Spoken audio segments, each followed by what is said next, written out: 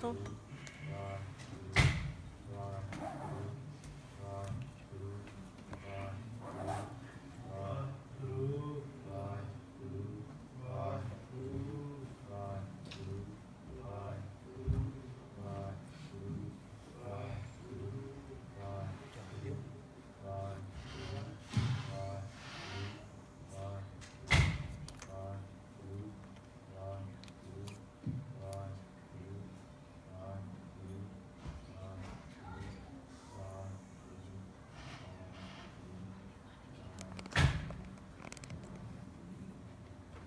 ਵਾਹਿਗੁਰੂ।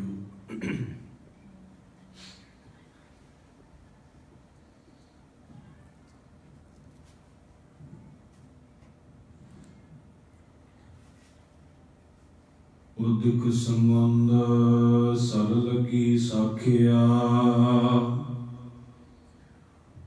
ਨਦੀ ਤਰੰਗ ਸਮਾਵਹਿੰਗੇ।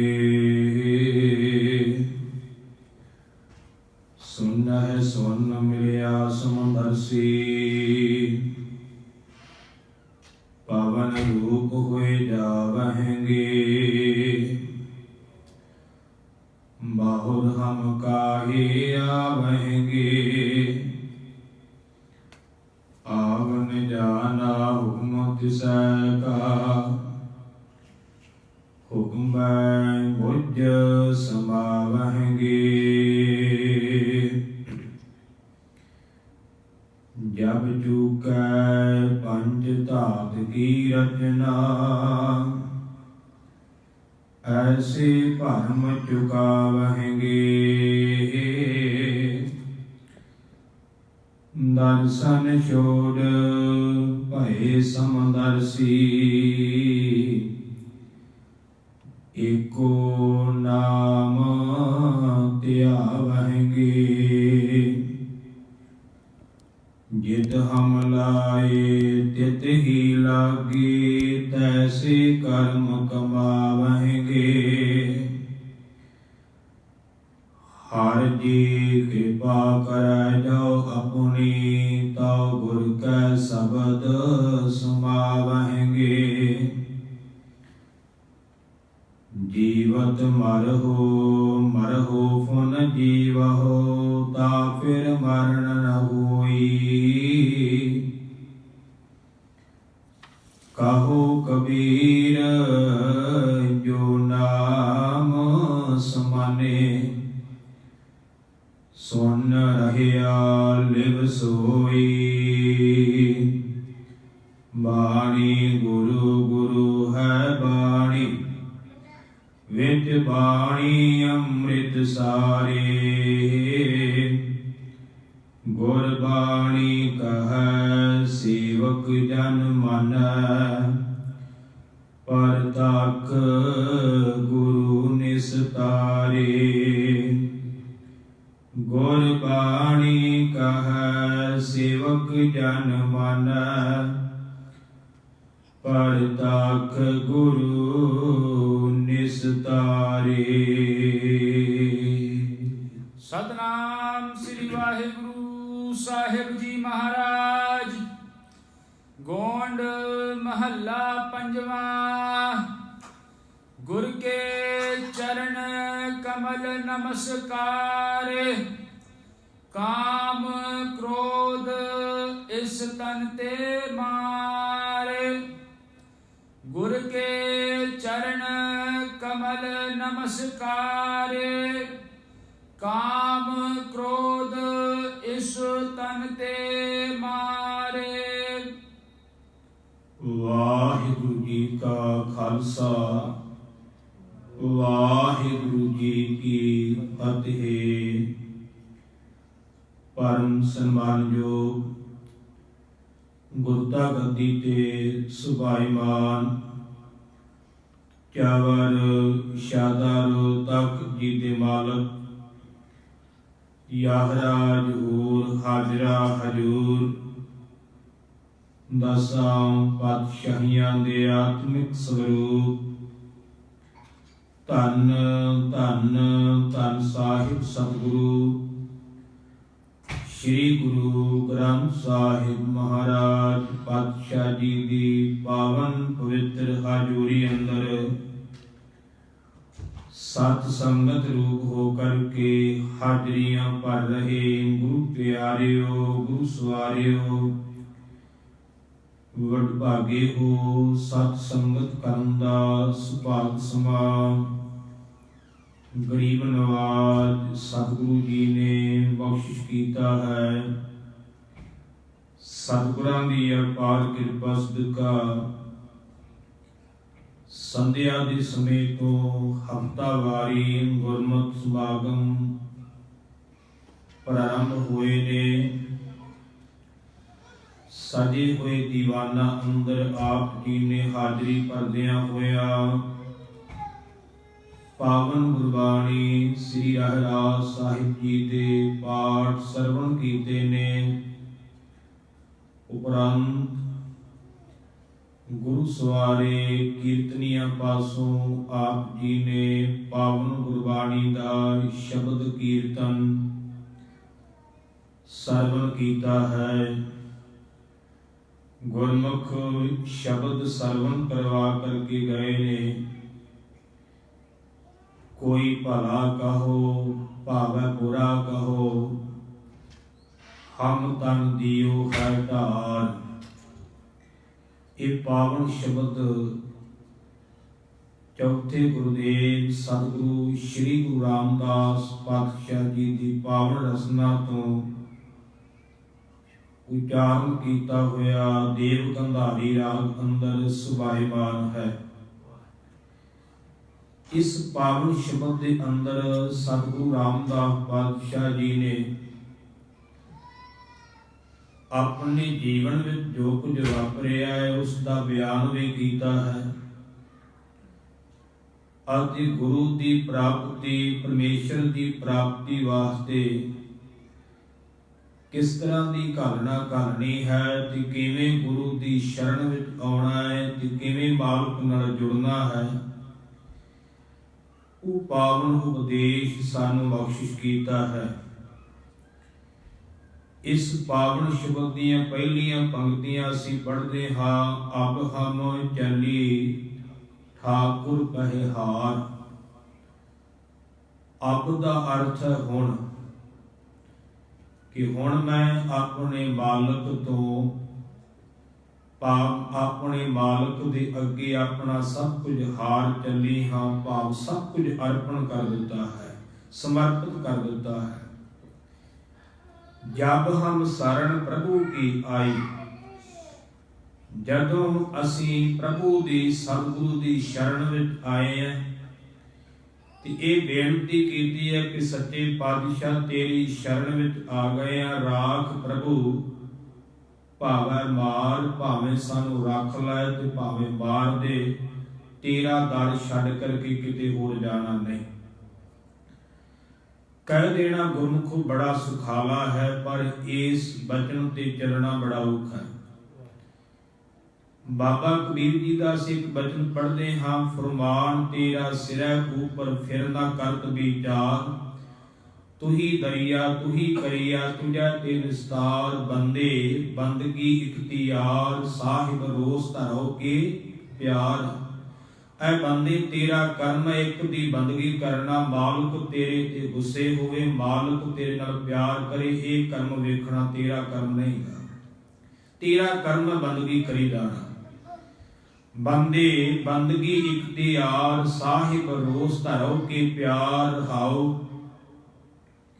नाम तेरा आधार मेरा ज्यों फूल जई है नार। कहो कबीर गुलाम घर का जी आए भावै मार। मैं ते तेरे घर दा गुलाम हाँ भावें रख लै ते भावें मार दे। मैं तेरे दर तो बिना किते होर जाना नहीं गा।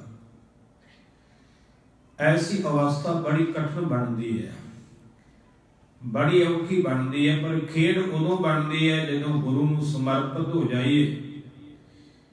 बाबा फरीद जी इतने को समर्पित हो गए खुदा नूं परमेश्वर नूं। उन्होंने इथों तक वचन कह दिते कि दादा मेरी तेरे चरणों में एक अरजोई है अरदास है ਮੈਂ ਤੇਰੇ ਦਰ ਦਾ ਕੂਕਰ ਹਾਂ, ਮੈਂ ਤੇਰੇ ਦਰ ਦਾ ਸੇਵਕ ਹਾਂ।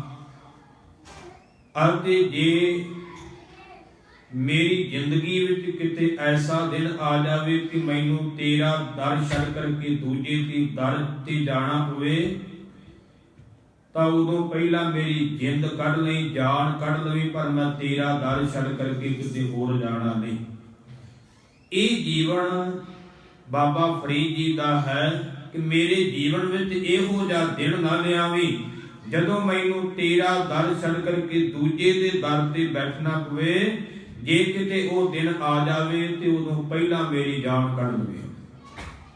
ਅਸੀਂ ਇਹ ਬਚਨ ਪੜ੍ਹਦੇ ਹਾਂ, ਫਰੀਦਾ ਬਾਰ ਪਰਾਇਆ ਬੈਸਣਾ, ਸਾਈਂ ਮੁਝੈ ਨਾ ਦੇ। ਜੇ ਤੂੰ ਏਵੈ ਰੱਖਸੀ ਤਾਂ ਜੀਓ ਸਰੀ ਰਹੋ, ਲੇਹ ਬਾਰ ਦਾ ਅਰਥ ਦਰ, ਦਰਵਾਜ਼ਾ। ਪਰਾਏ ਦੇ ਦਰ ਤੇ, ਪਰਾਏ ਦੇ ਬੂਹੇ ਤੇ ਬੈਠਣਾ ਮਾਲਕਾ ਮੇਰੀ ਜ਼ਿੰਦਗੀ ਵਿੱਚ ਮੈਨੂੰ ਨਾ ਦੇਵੀਂ। ਜੇ ਤੂੰ ਇਸ ਤਰ੍ਹਾਂ ਰੱਖਣਾ ਹੈ, ਜੇ ਉਦੋਂ ਪਹਿਲਾਂ ਮੇਰੀ ਜਾਨ ਕੱਢ ਲਵੀਂ, ਮੈਂ ਤੇਰਾ ਦਰ ਛੱਡ ਕਰਕੇ ਕਿਤੇ ਹੋਰ ਜਾਣਾ ਨਹੀਂ। ਉਹਦੇ ਦਰ ਤੇ ਟਿਕਣਾ ਬੜਾ ਔਖਾ ਹੈ। ਉਹਦੇ ਦਰ ਤੇ ਆਉਣ ਵਾਸਤੇ ਕਲਗੀਧਰ ਪਾਤਸ਼ਾਹ ਫਰਮਾਉਂਦੇ ਨੇ, ਸਗਲ ਦੁਆਰ ਕੋ ਛਾੜ ਕੇ ਗਹਿਓ ਤੁਹਾਰੂ ਦੁਆਰ, ਬਾਹੀ ਗਹੇ ਕੀ ਲਾਜ ਅਸ ਗੋਬਿੰਦ ਦਾਸ ਤੁਹਾਰ। ਐਸੀ ਅਵਸਥਾ ਬਣਾਉਣੀ ਪੈਂਦੀ ਹੈ, ਸਾਰੇ ਦਰ ਛੱਡ ਕਰਕੇ ਉਹਦਾ ਦਰ ਫੜਾਂਗੇ ਤੇ ਫਿਰ ਉਹ ਸਾਡੀ ਬਾਹ ਫੜੀ ਦੀ ਲਾਜ ਰੱਖੇਗਾ, ਨਹੀਂ ਤੇ ਨਹੀਂ ਰੱਖੇਗਾ। ਉਹਦੇ ਦਰ ਤੇ ਆਉਣਾ ਤੇ ਆਪਣਾ ਆਪ ਹਾਰਨਾ ਪੈਂਦਾ ਹੈ। ਪਾਤਸ਼ਾਹ ਕਹਿੰਦੇ ਨੇ, ਜਬ ਹਮ ਸਰਣ ਪ੍ਰਭੂ ਕੀ ਆਈ, ਰਾਖ ਪ੍ਰਭੂ ਭਾਵੈ ਮਾਰ ਰਹਾਉ। ਲੋਕਨ ਕੀ ਚਤੁਰਾਈ, ਉਪਮਾ ਤੇ ਬੈ ਸੰਤਰ ਜਾਰ। ਲੋਕਾਂ ਦੀ ਚਤੁਰਾਈ, ਲੋਕਾਂ ਦੀ ਵਡਿਆਈ ਅੱਗ ਵਿੱਚ ਸਾੜ ਦੇ, ਇਸ ਪਾਸੇ ਨਾ ਜਾਵੇ। ਲੋਕਾਂ ਦੀਆਂ ਚਤੁਰਾਈਆਂ ਵੱਲ ਨਾ ਵੇਖੀ, ਲੋਕ ਤੇਰੀ ਵਡਿਆਈ ਕਰਨ, ਉਸ ਵਡਿਆਈ ਵੱਲ ਨਾ ਵੇਖੀ, ਇਹਨੂੰ ਅੱਗ 'ਚ ਸਾੜ ਦੇ ਜੇ ਅੱਗੇ ਜਾਣਾ, ਜੇ ਉਹ ਮਾਲਕ ਦੀ ਗੋਦ ਵਿੱਚ ਜਾਣਾ। ਲੋਕਣ ਕੀ ਚਤੁਰਾਈ, ਉਪਮਾ ਤੇ ਬੈ ਸੰਤਰ ਜਾਰ। ਕੋਈ ਭਲਾ ਕਹੋ ਭਾਵੇਂ ਬੁਰਾ ਕਹੋ, ਹਮ ਤਨ ਦਿਓ ਹੈ ਢਾਰ। ਇਹ ਬਚਨ ਸਤਿਗੁਰਾਂ ਨੇ ਉਚਾਰਿਆ ਚੌਥੇ ਪਾਤਸ਼ਾਹ ਨੇ ਕਿ ਹੁਣ ਭਾਵੇਂ ਮੈਨੂੰ ਕੋਈ ਭਲਾ ਕਹੀ ਜਾਵੇ ਤੇ ਭਾਵੇਂ ਬੁਰਾ ਕਹੀ ਜਾਵੇ, ਅਸੀਂ ਤੇ ਆਪਣਾ ਜੀਵਨ ਗੁਰੂ ਅਮਰਦਾਸ ਜੀ ਦੇ ਉੱਤੋਂ ਨਿਸ਼ਾਵਰ ਕਰ ਦਿੱਤਾ ਹੈ। ਹੁਣ ਨਹੀਂ ਪਿੱਛੇ ਹਟਣਾ। ਸਮਾਂ ਸੀ ਜਦੋਂ ਸਤਿਗੁਰੂ ਰਾਮਦਾਸ ਜੀ ਦੇ ਪਿੰਡ ਦੇ ਲੋਕ ਲਾਹੌਰ ਤੋਂ, ਚੂਨਾ ਮੰਡੀ ਤੋਂ ਚੱਲ ਕਰਕੇ ਆਏ, ਜਿਹੜੇ ਗੰਗਾ ਦੀ ਯਾਤਰਾ ਕਰਨ ਵਾਲੇ ਸਨ। ਰਸਤਾ ਜਾਂਦਾ ਸੀ ਸ੍ਰੀ ਗੋਇੰਦਵਾਲ ਸਾਹਿਬ ਦੇ ਨੇੜਿਓਂ। ਮਨ ਵਿੱਚ ਵਿਚਾਰ ਆਇਆ ਕਿ ਇੱਥੇ ਸਾਡੇ ਪਿੰਡ ਦਾ ਰਹਿੰਦਾ, ਵੇਖ ਕੇ ਚੱਲੀਏ ਕੀ ਕਰਦਾ ਹੁੰਦਾ ਹੈ। ਤਾਂ ਜਦੋਂ ਚੱਲ ਕੇ ਆਏ ਤੇ ਧੰਨ ਗੁਰੂ ਰਾਮਦਾਸ ਜੀ ਨੂੰ ਸਿਰ ਤੇ ਮਿੱਟੀ ਦੀ ਟੋਕਰੀ ਚੁੱਕ ਕਰਕੇ ਤੁਰੇ ਆ ਰਹੇ ਸੀ। ਵੇਖਿਆ ਮੇਰੇ ਪਿੰਡ ਦੇ ਆਏ ਨੇ ਤੇ ਮੇਰੇ ਪਾਤਸ਼ਾਹ ਨੇ ਟੋਕਰੀ ਮਿੱਟੀ ਦੀ ਸੁੱਟ ਕਰਕੇ ਸਾਰਿਆਂ ਦਾ ਸਨਮਾਨ ਕੀਤਾ। ਚਾਚੇ ਤਾਏ ਸਨ, ਸਰੀਕੇ ਵਿੱਚੋਂ ਹੋਰ ਵੀ ਸਨ। ਤੇ ਉਸ ਵੇਲੇ ਉਹ ਲਾਲੋ ਲਾਲ ਹੋ ਗਏ, ਗੁੱਸੇ ਹੋ ਗਏ, ਕਹਿਣ ਲੱਗੇ, ਤੂੰ ਤਾਂ ਸਾਡੀ ਕੁਲ ਨੂੰ ਦਾਗ ਲਾ ਦਿੱਤਾ ਹੈ। ਤੂੰ ਇਸ ਘਰ ਦਾ ਜਵਾਈ ਭਾਈ ਹੈ, ਜੇ ਇੱਥੇ ਮਿੱਟੀ ਦੀ ਟੋਕਰੀ ਢੋਦਾ ਪਿਆ। ਉਸ ਵੇਲੇ ਹੁਣ ਸਤਿਗੁਰੂ ਰਾਮਦਾਸ ਜੀ ਨੂੰ ਕੀ ਕਹਿਣਾ ਸੀ, ਉਮਰ ਛੋਟੀ ਸੀ। ਕਹਿਣ ਲੱਗੇ, ਗੁਰੂ ਅਮਰਦਾਸ ਜੀ ਨੂੰ ਮਿਲਦੇ ਆ। ਹਉਮੈ ਮਨ ਵਿੱਚ ਚੱਲ ਕਰਕੇ ਗਏ ਤੇ ਸਤਿਗੁਰੂ ਅਮਰਦਾਸ ਪਾਤਸ਼ਾਹ ਜੀ ਨੂੰ ਮੱਥਾ ਵੀ ਨਹੀਂ ਟੇਕਿਆ। ਹਉਮੈ ਜਦੋਂ ਹੋਵੇ ਉਦੋਂ ਸੀਸ ਨਹੀਂ ਝੁਕਦਾ, ਪਰ ਸਤਿਗੁਰੂ ਅਮਰਦਾਸ ਜੀ ਨੇ ਫਿਰ ਵੀ ਸਨਮਾਨ ਕੀਤਾ ਹੈ ਕਿ ਮੇਰੀ ਜਵਾਈ ਦੇ ਪਿੰਡੋਂ ਚੱਲ ਕਰਕੇ ਆਏ ਹੈ, ਸਨਮਾਨ ਬਣਦਾ ਹੈ। ਸਮਾਜਿਕ ਰਿਸ਼ਤਿਆਂ ਦੇ ਤੌਰ ਤੇ ਮੇਰੇ ਪਾਤਸ਼ਾਹ ਨੇ ਸਨਮਾਨ ਕੀਤਾ ਹੈ। ਤੇ ਕਹਿਣ ਲੱਗੇ, ਚਲੋ ਇਹ ਤਾਂ ਬੱਚਾ ਹੈ, ਇਹਨੂੰ ਸਮਝ ਕੋਈ ਨਹੀਂ, ਪਰ ਤੁਸੀਂ ਤਾਂ ਬਜ਼ੁਰਗ ਹੋ, ਤੁਸੀਂ ਤਾਂ ਸਿਆਣੇ ਹੋ, ਇਹ ਤੁਹਾਡੇ ਘਰ ਦਾ ਜਵਾਈ ਭਾਈ ਹੈ ਤੇ ਤੁਸੀਂ ਇਹਨੂੰ ਮਿੱਟੀ ਢੋਣ ਤੇ ਲਾਇਆ ਹੋਇਆ। ਧੰਨ ਗੁਰੂ ਰਾਮਦਾਸ ਪਾਤਸ਼ਾਹ ਜੀ ਨੇ ਵਾਹਿਗੁਰੂ ਧੰਨ ਗੁਰੂ ਅਮਰਦਾਸ ਜੀ ਨੇ ਗੁਰੂ ਰਾਮਦਾਸ ਜੀ ਵੱਲ ਤੱਕਿਆ, ਹੱਥ ਜੁੜ ਗਏ ਨੇ। ਆਖਿਆ, ਸੱਚੇ ਪਾਤਸ਼ਾਹ ਇਹ ਅਣਜਾਣ ਨੇ, ਇਹਨਾਂ ਨੂੰ ਤੁਹਾਡੀ ਮਹਿਮਾ ਦਾ ਪਤਾ ਨਹੀਂ। ਵੇਖਿਓ ਕਿਤੇ ਕੋਈ ਬਚਨ ਨਾ ਕਰਦੇ ਹੋ, ਫਿਰ ਵੀ ਮੇਰੇ ਪਿੰਡ ਦੇ ਬਖਸ਼ ਲਓ। ਇਹਨਾਂ ਨੂੰ ਸਮਝ ਨਹੀਂ, ਇਹਨਾਂ ਨੂੰ ਤੁਹਾਡੀ ਵਡਿਆਈ ਦਾ ਪਤਾ ਨਹੀਂ, ਮਹਿਮਾ ਦਾ ਪਤਾ ਨਹੀਂ, ਬਖਸ਼ ਲੈਣਾ ਕਰੋ।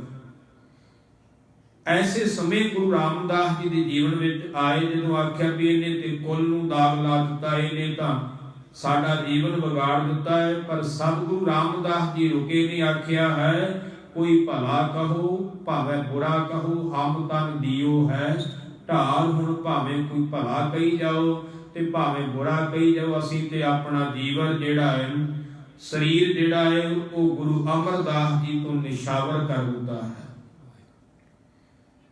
ਕਿਉਂਕਿ ਸੇਵਕ ਦਾ ਕਰਮ, ਹਰ ਜਨ ਦਾ ਕਰਮ, ਗੁਰੂ ਰਾਮਦਾਸ ਜੀ ਬੈਰਾੜੀ ਰਾਗ ਵਿੱਚ ਵੀ ਦੱਸਦੇ ਨੇ। ਧੰਨ ਗੁਰੂ ਰਾਮਦਾਸ ਜੀ ਫਰਮਾਉਂਦੇ ਨੇ, ਹਰ ਜਨ ਰਾਮ ਨਾਮ ਗੁਣ ਗਾਵੈ। ਰੱਬ ਦਾ ਪਿਆਰਾ ਰਮੇ ਹੋਏ ਰਾਮ ਵਾਹਿਗੁਰੂ ਦੇ ਗੁਣਾਂ ਨੂੰ ਗਾਉਂਦਾ ਹੈ। ਜੇ ਕੋਈ ਨਿੰਦ ਕਰੇ ਹਰ ਜਨ ਕੀ, ਆਪਣਾ ਗੁਣ ਨਾ ਗਵਾਵੈ।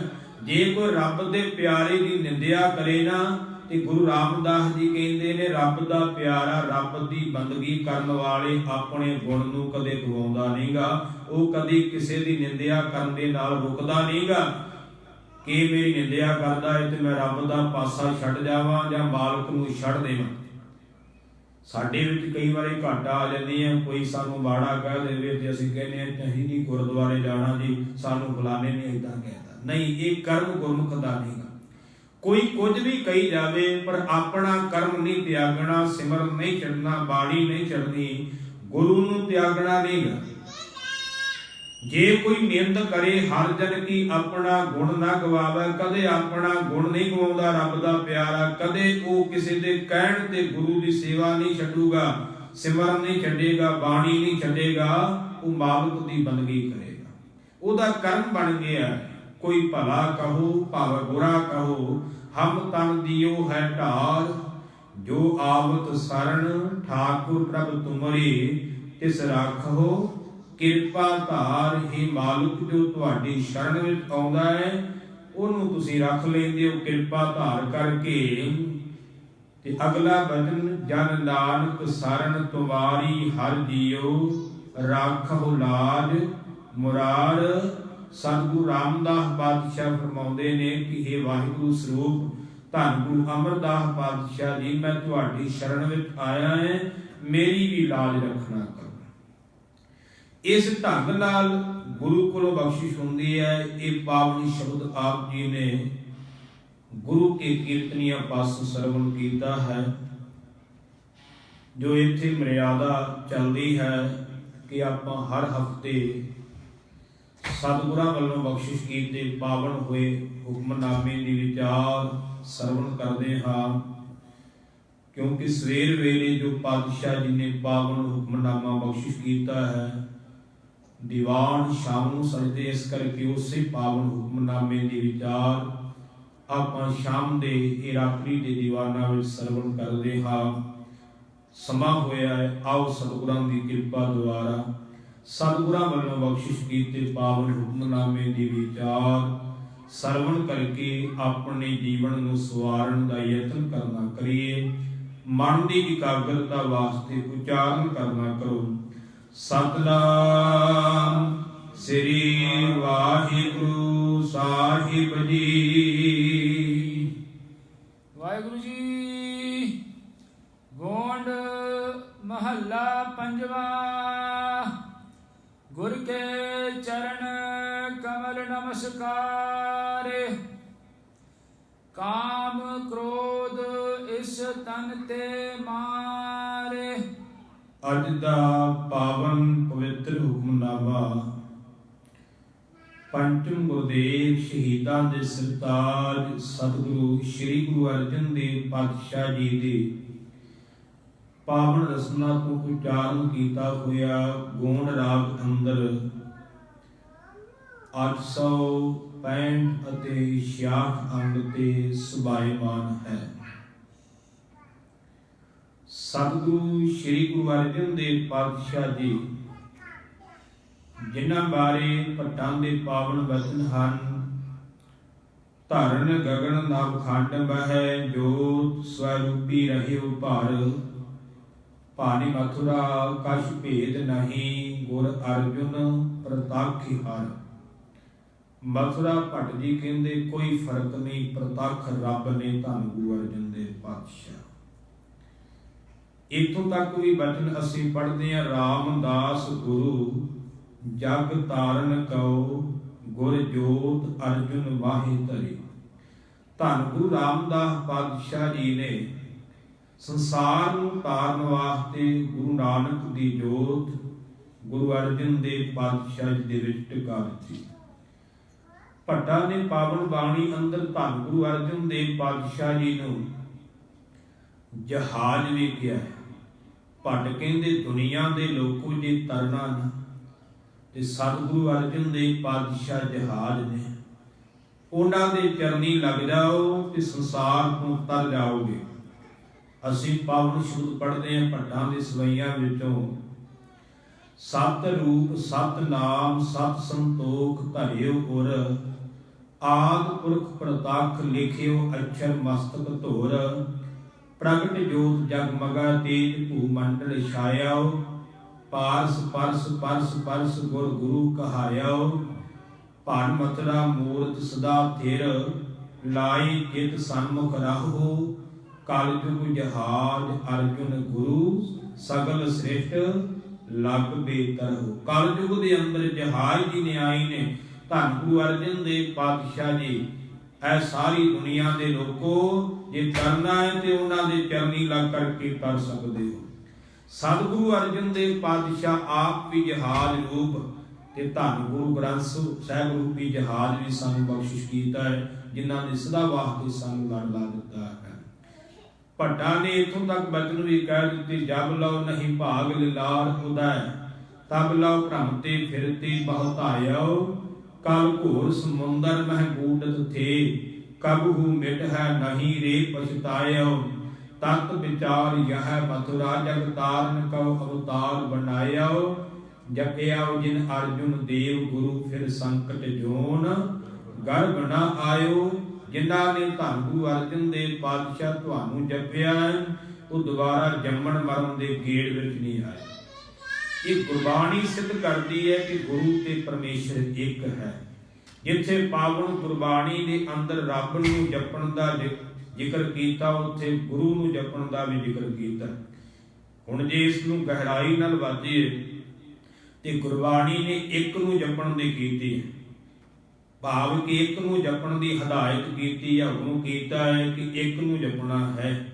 ਤੇ ਜੇ ਗੁਰੂ ਪਰਮੇਸ਼ਰ ਨਾਲ ਵੱਖਰਾ ਹੋਵੇ ਤੇ ਗੁਰੂ ਨੂੰ ਜਪਣ ਦੀ ਗੱਲ ਕੀਤੀ ਤੇ ਫਿਰ ਤਾਂ ਦੋ ਹੋ ਗਏ। ਨਹੀਂ, ਗੁਰਬਾਣੀ ਨੇ ਗੁਰ ਪਰਮੇਸ਼ਰ ਏਕੋ ਜਾਣ ਦਾ ਹੁਕਮ ਕੀਤਾ ਹੈ ਕਿ ਗੁਰੂ ਤੇ ਪਰਮੇਸ਼ਰ ਨੂੰ ਇੱਕ ਜਾਣਾ ਕਰ, ਅਤੇ ਜਿੱਥੇ ਪਰਮੇਸ਼ਰ ਨੂੰ ਜਪਣ ਨਾਲ ਜੀਵ ਤਰਦਾ ਹੈ ਉਥੇ ਮੇਰੇ ਪਾਤਸ਼ਾਹ ਕਹਿੰਦੇ ਮਤ ਕੋ ਭਰਮ ਭੁੱਲੈ ਸੰਸਾਰ ਗੁਰ ਬਿਨ ਕੋਇ ਨਾ ਉਤਰਸ ਪਾਰ। ਗੁਰੂ ਤੋਂ ਬਿਨਾ ਕੋਈ ਨਹੀਂ ਤਰਿਆ। ਉਥੇ ਮੇਰੇ ਪਾਤਸ਼ਾਹ ਕਹਿੰਦੇ ਨੇ ਗੁਰੂ ਗੁਰੂ ਗੁਰ ਕਰ ਮਨ ਮੋਰ, ਗੁਰੂ ਬਿਨਾ ਮੈਂ ਨਾਹੀ ਹੋਰ। ਗੁਰੂ ਨੂੰ ਜਪਣ ਦਾ ਵੀ ਹੁਕਮ ਕੀਤਾ ਹੈ ਕਿਉਂਕਿ ਗੁਰੂ ਤੇ ਪਰਮੇਸ਼ਰ ਇੱਕ ਹੈ। ਗੁਰੂ ਨੂੰ ਜਪ ਲਿਆ, ਪਰਮੇਸ਼ਰ ਨੂੰ ਜਪ ਲਿਆ, ਇੱਕ ਗੱਲ ਹੈ, ਉਹਦਾ ਭਲਾ ਜ਼ਰੂਰ ਹੋਵੇਗਾ। ਸੋ ਗੁਰੂ ਪਿਆਰ ਵਾਲਿਓ, ਐਸੇ ਧੰਨ ਗੁਰੂ ਅਰਜਨ ਦੇਵ ਪਾਤਸ਼ਾਹ ਪਰਮੇਸ਼ਰ ਸਵਰੂਪ ਬਖਸ਼ਿਸ਼ ਕਰਦੇ ਨੇ। ਅੱਜ ਦੇ ਪਾਵਨ ਹੁਕਮਨਾਮੇ ਅੰਦਰ ਸਤਿਗੁਰੂ ਜੀ ਨੇ ਪਹਿਲੀ ਪੰਕਤੀ ਵਿੱਚ ਬਖਸ਼ਿਸ਼ ਕੀਤੀ ਹੈ, ਗੁਰ ਕੀ ਚਰਨ ਕਮਲ ਨਮਸਕਾਰ। ਗੁਰੂ ਦੇ ਚਰਨਾਂ ਕਮਲਾਂ ਤੇ ਭਾਈ ਨਮਸਕਾਰ ਕਰਨਾ ਕਰ। ਕਮਲ ਸ਼ਬਦ ਕਿਉਂ ਵਰਤਿਆ ਗਿਆ? ਕਮਲ ਇੱਕ ਫੁੱਲ ਹੈ, ਸ਼ਾਇਦ ਤੁਸੀਂ ਦੇਖਿਆ ਹੋਵੇਗਾ। ਕਮਲ ਦਾ ਫੁੱਲ ਬੜਾ ਸੁੰਦਰ ਹੁੰਦਾ ਹੈ, ਬੜਾ ਸੋਹਣਾ ਹੁੰਦਾ ਹੈ, ਤੇ ਸਤਿਗੁਰਾਂ ਦੇ ਚਰਨਾਂ ਦੇ ਨਾਲ ਕਮਲ ਸ਼ਬਦ ਬੜੀ ਵਾਰ ਆਇਆ ਪਾਵਨ ਗੁਰਬਾਣੀ ਦੇ ਅੰਦਰ। ਕੀਰਤਨ ਸੋਹਲੇ ਵਿੱਚ ਵੀ ਅਸੀਂ ਬਚਨ ਪੜ੍ਹਦੇ ਹਾਂ, ਹਰ ਚਾਰਨ ਕਮਲ ਮਕਰਾਂਦ ਲੋਭਿਤ ਮਨੋ ਅਣ ਦਿਨ ਮੋਹਿ ਆਹੀ ਪਿਆਸ। ਵਾਹਿਗੁਰੂ ਦੇ ਚਰਨਾਂ ਨਾਲ ਵੀ ਆਇਆ। ਕਮਲ ਦਾ ਜਿਵੇਂ ਫੁੱਲ ਸੋਹਣਾ ਹੁੰਦਾ ਹੈ, ਮੇਰੇ ਪਾਤਸ਼ਾਹ ਕਹਿੰਦੇ ਨੇ ਗੁਰੂ ਦੇ ਚਰਨ ਵੀ ਕਮਲ ਦੇ ਫੁੱਲ ਵਾਂਗ ਸੋਹਣੇ ਨੇ। ਐਸੇ ਜਿਹੜੇ ਸੁੰਦਰ ਚਰਨ ਨਾ, ਉਹਨਾਂ ਚਰਨਾਂ ਤੇ ਨਮਸਕਾਰ ਕਰ। ਹੁਣ ਨਮਸਕਾਰ ਕਿਉਂ ਕਰਨੀ? ਕਿਉਂਕਿ ਆਪਾਂ ਨੂੰ ਇਸ ਚੀਜ਼ ਨੂੰ ਚੰਗੀ ਤਰ੍ਹਾਂ ਸਮਝਣਾ ਪਵੇਗਾ ਕਿ ਕਿਉਂ ਹੁਕਮ ਕਰਦੇ ਨੇ ਗੁਰੂ ਪਾਤਸ਼ਾਹ ਜੀ ਦੇ ਚਰਨਾਂ ਤੇ ਨਮਸਕਾਰ ਕਰਨ ਵਾਸਤੇ, ਮੱਥਾ ਕਿਉਂ ਟੇਕਣਾ ਹੈ। ਪਾਵਨ ਗੁਰਬਾਣੀ ਨੇ ਬੜੀ ਵਾਰ ਸਾਨੂੰ ਬਖਸ਼ਿਸ਼ ਕੀਤੀ ਹੈ ਕਿ ਹਰ ਧਨ ਕੇ ਭਰ ਲਿਓ ਭੰਡਾਰ, ਨਾਨਕ ਗੁਰ ਪੂਰੇ ਨਮਸਕਾਰ। ਗੁਰੂ ਪੂਰੇ ਨੂੰ ਸਾਡੀ ਨਮਸਕਾਰ ਹੈ। ਹੁਣ ਨਮਸਕਾਰ ਕਿਉਂ ਕਰਨੀ ਹੈ? ਕਿਉਂਕਿ ਨਮਸਕਾਰ ਕਰਨ ਦੇ ਨਾਲ ਸਾਨੂੰ ਫਲ ਕੀ ਮਿਲੇਗਾ? ਜਦੋਂ ਅਸੀਂ ਗਹਿਰਾਈ ਵਿੱਚ ਜਾਂਦੇ ਹਾਂ ਤੇ ਗੁਰੂ ਨੂੰ ਮੱਥਾ ਟੇਕਣ ਦੇ ਨਾਲ ਸਾਡੇ ਮੱਥੇ ਦੇ ਲੇਖ ਜਿਹੜੇ ਆ ਉਹ ਸਿੱਧੇ ਹੋ ਜਾਂਦੇ ਆ, ਉਲਟ ਲੇਖ ਵੀ ਬਦਲ ਜਾਂਦੇ ਆ।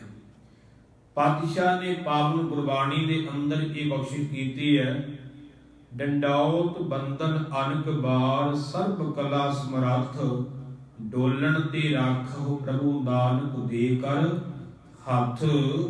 ਪਾਤਸ਼ਾਹ ਕਹਿੰਦੇ ਨੇ ਇੱਕ ਵਾਰ ਨਹੀਂ ਅਨੇਕਾਂ ਵਾਰ ਮੈਂ ਗੁਰੂ ਨੂੰ, ਪਰਮੇਸ਼ਰ ਨੂੰ ਡੰਡਾਉਤ ਬੰਦਨਾ ਕਰਦਾ। ਡੰਡਾਉਤ ਬੰਦਨ ਕੀ ਹੈ? ਡੰਡੇ ਵੱਲ ਲੰਮੇ ਪੈ ਕਰਕੇ ਨਮਸਕਾਰ ਕਰਨਾ। ਇਹਦਾ ਅਰਥ ਇਤਨਾ ਹੀ ਨਹੀਂਗਾ ਕਿ ਡੰਡੇ ਵਾਂਗ ਲੰਮੇ ਪੈ ਕਰਕੇ ਨਮਸਕਾਰ ਕਰਨੇ।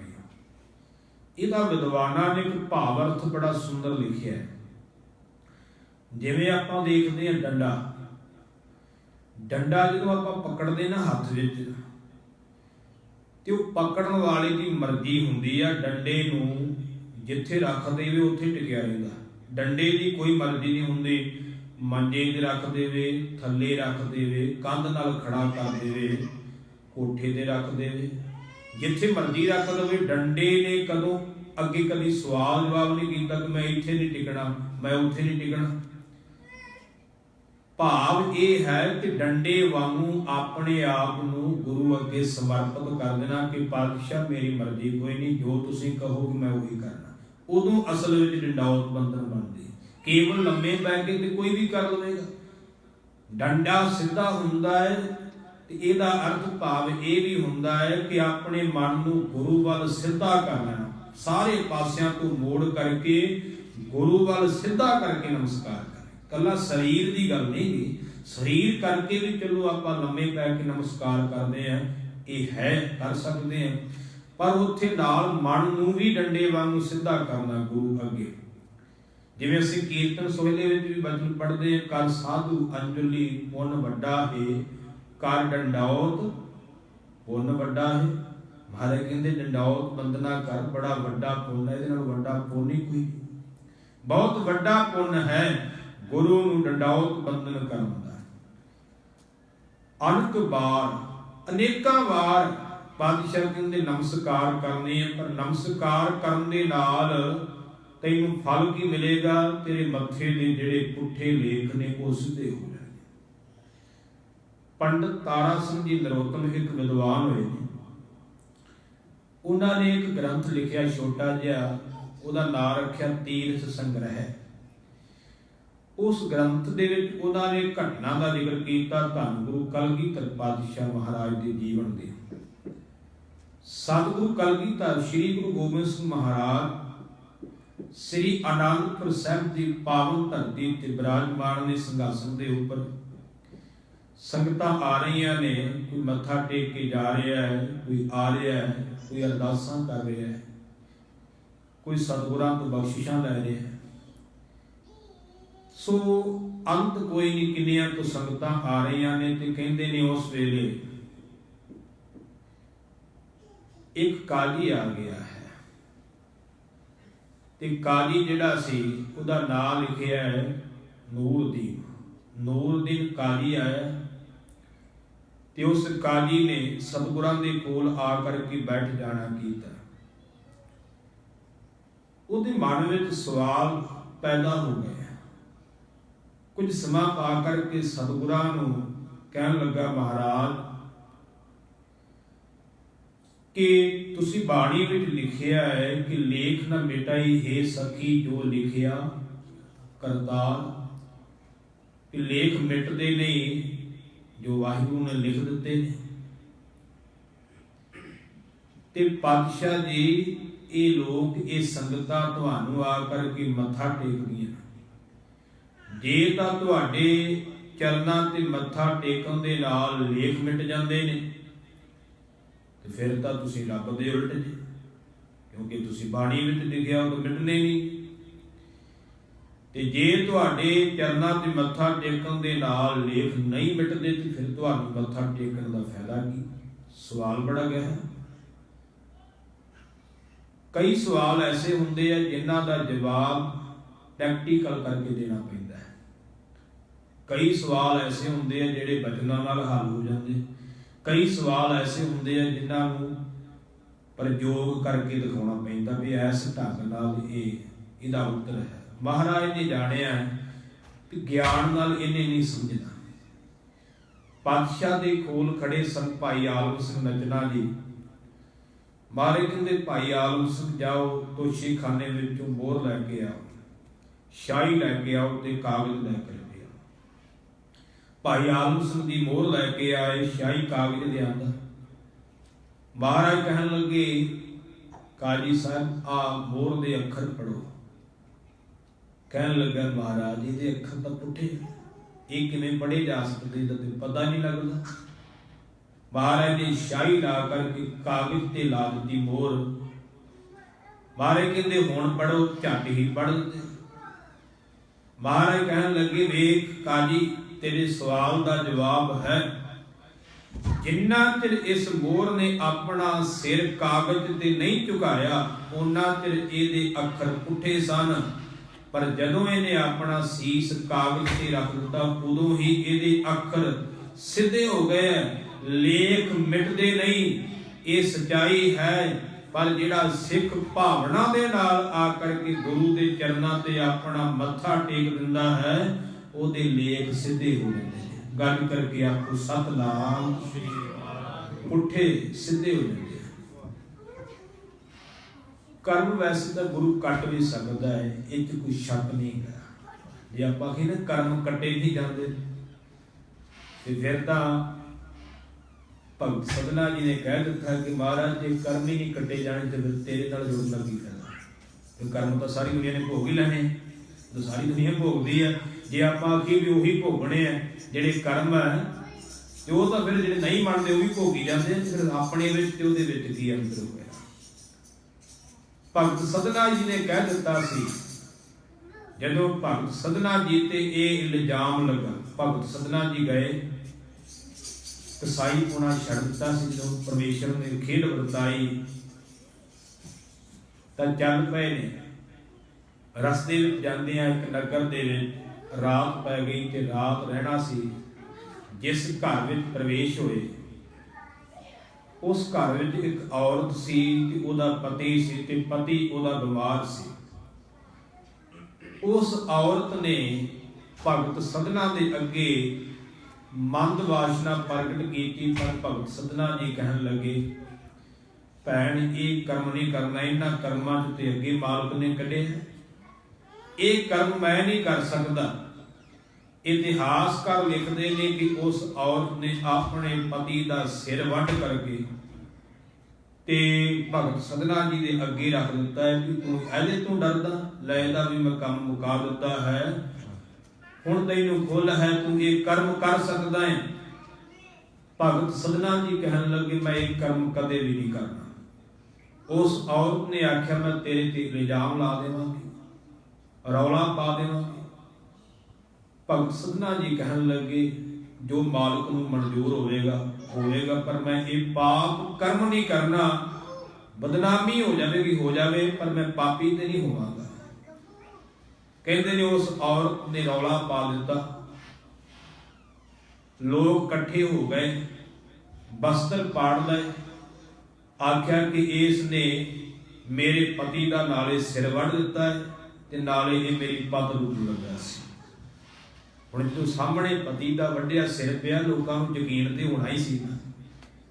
ਐਵੇਂ ਥੋੜਾ ਕਲਗੀਧਰ ਪਾਤਸ਼ਾਹ ਜੀ ਨੇ ਚਰਿੱਤਰ ਲਿਖ ਦਿੱਤੇ, ਚਰਿੱਤਰ ਹੈ ਤੇ ਤਾਂ ਹੀ ਲਿਖੇ ਆ। ਸੋ ਗੁਰੂ ਪਿਆਰ ਵਾਲਿਓ,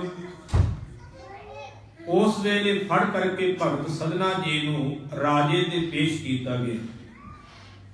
ਹੁਣ ਸਾਰੇ ਸਬੂਤ ਜਿਹੜੇ ਸੀ ਉਹ ਭਗਤ ਸਦਨਾ ਦੇ ਉਲਟ ਜਾ ਰਹੇ ਸੀ, ਦੋਸ਼ੀ ਸਾਬਤ ਕਰ ਰਹੇ ਸਨ।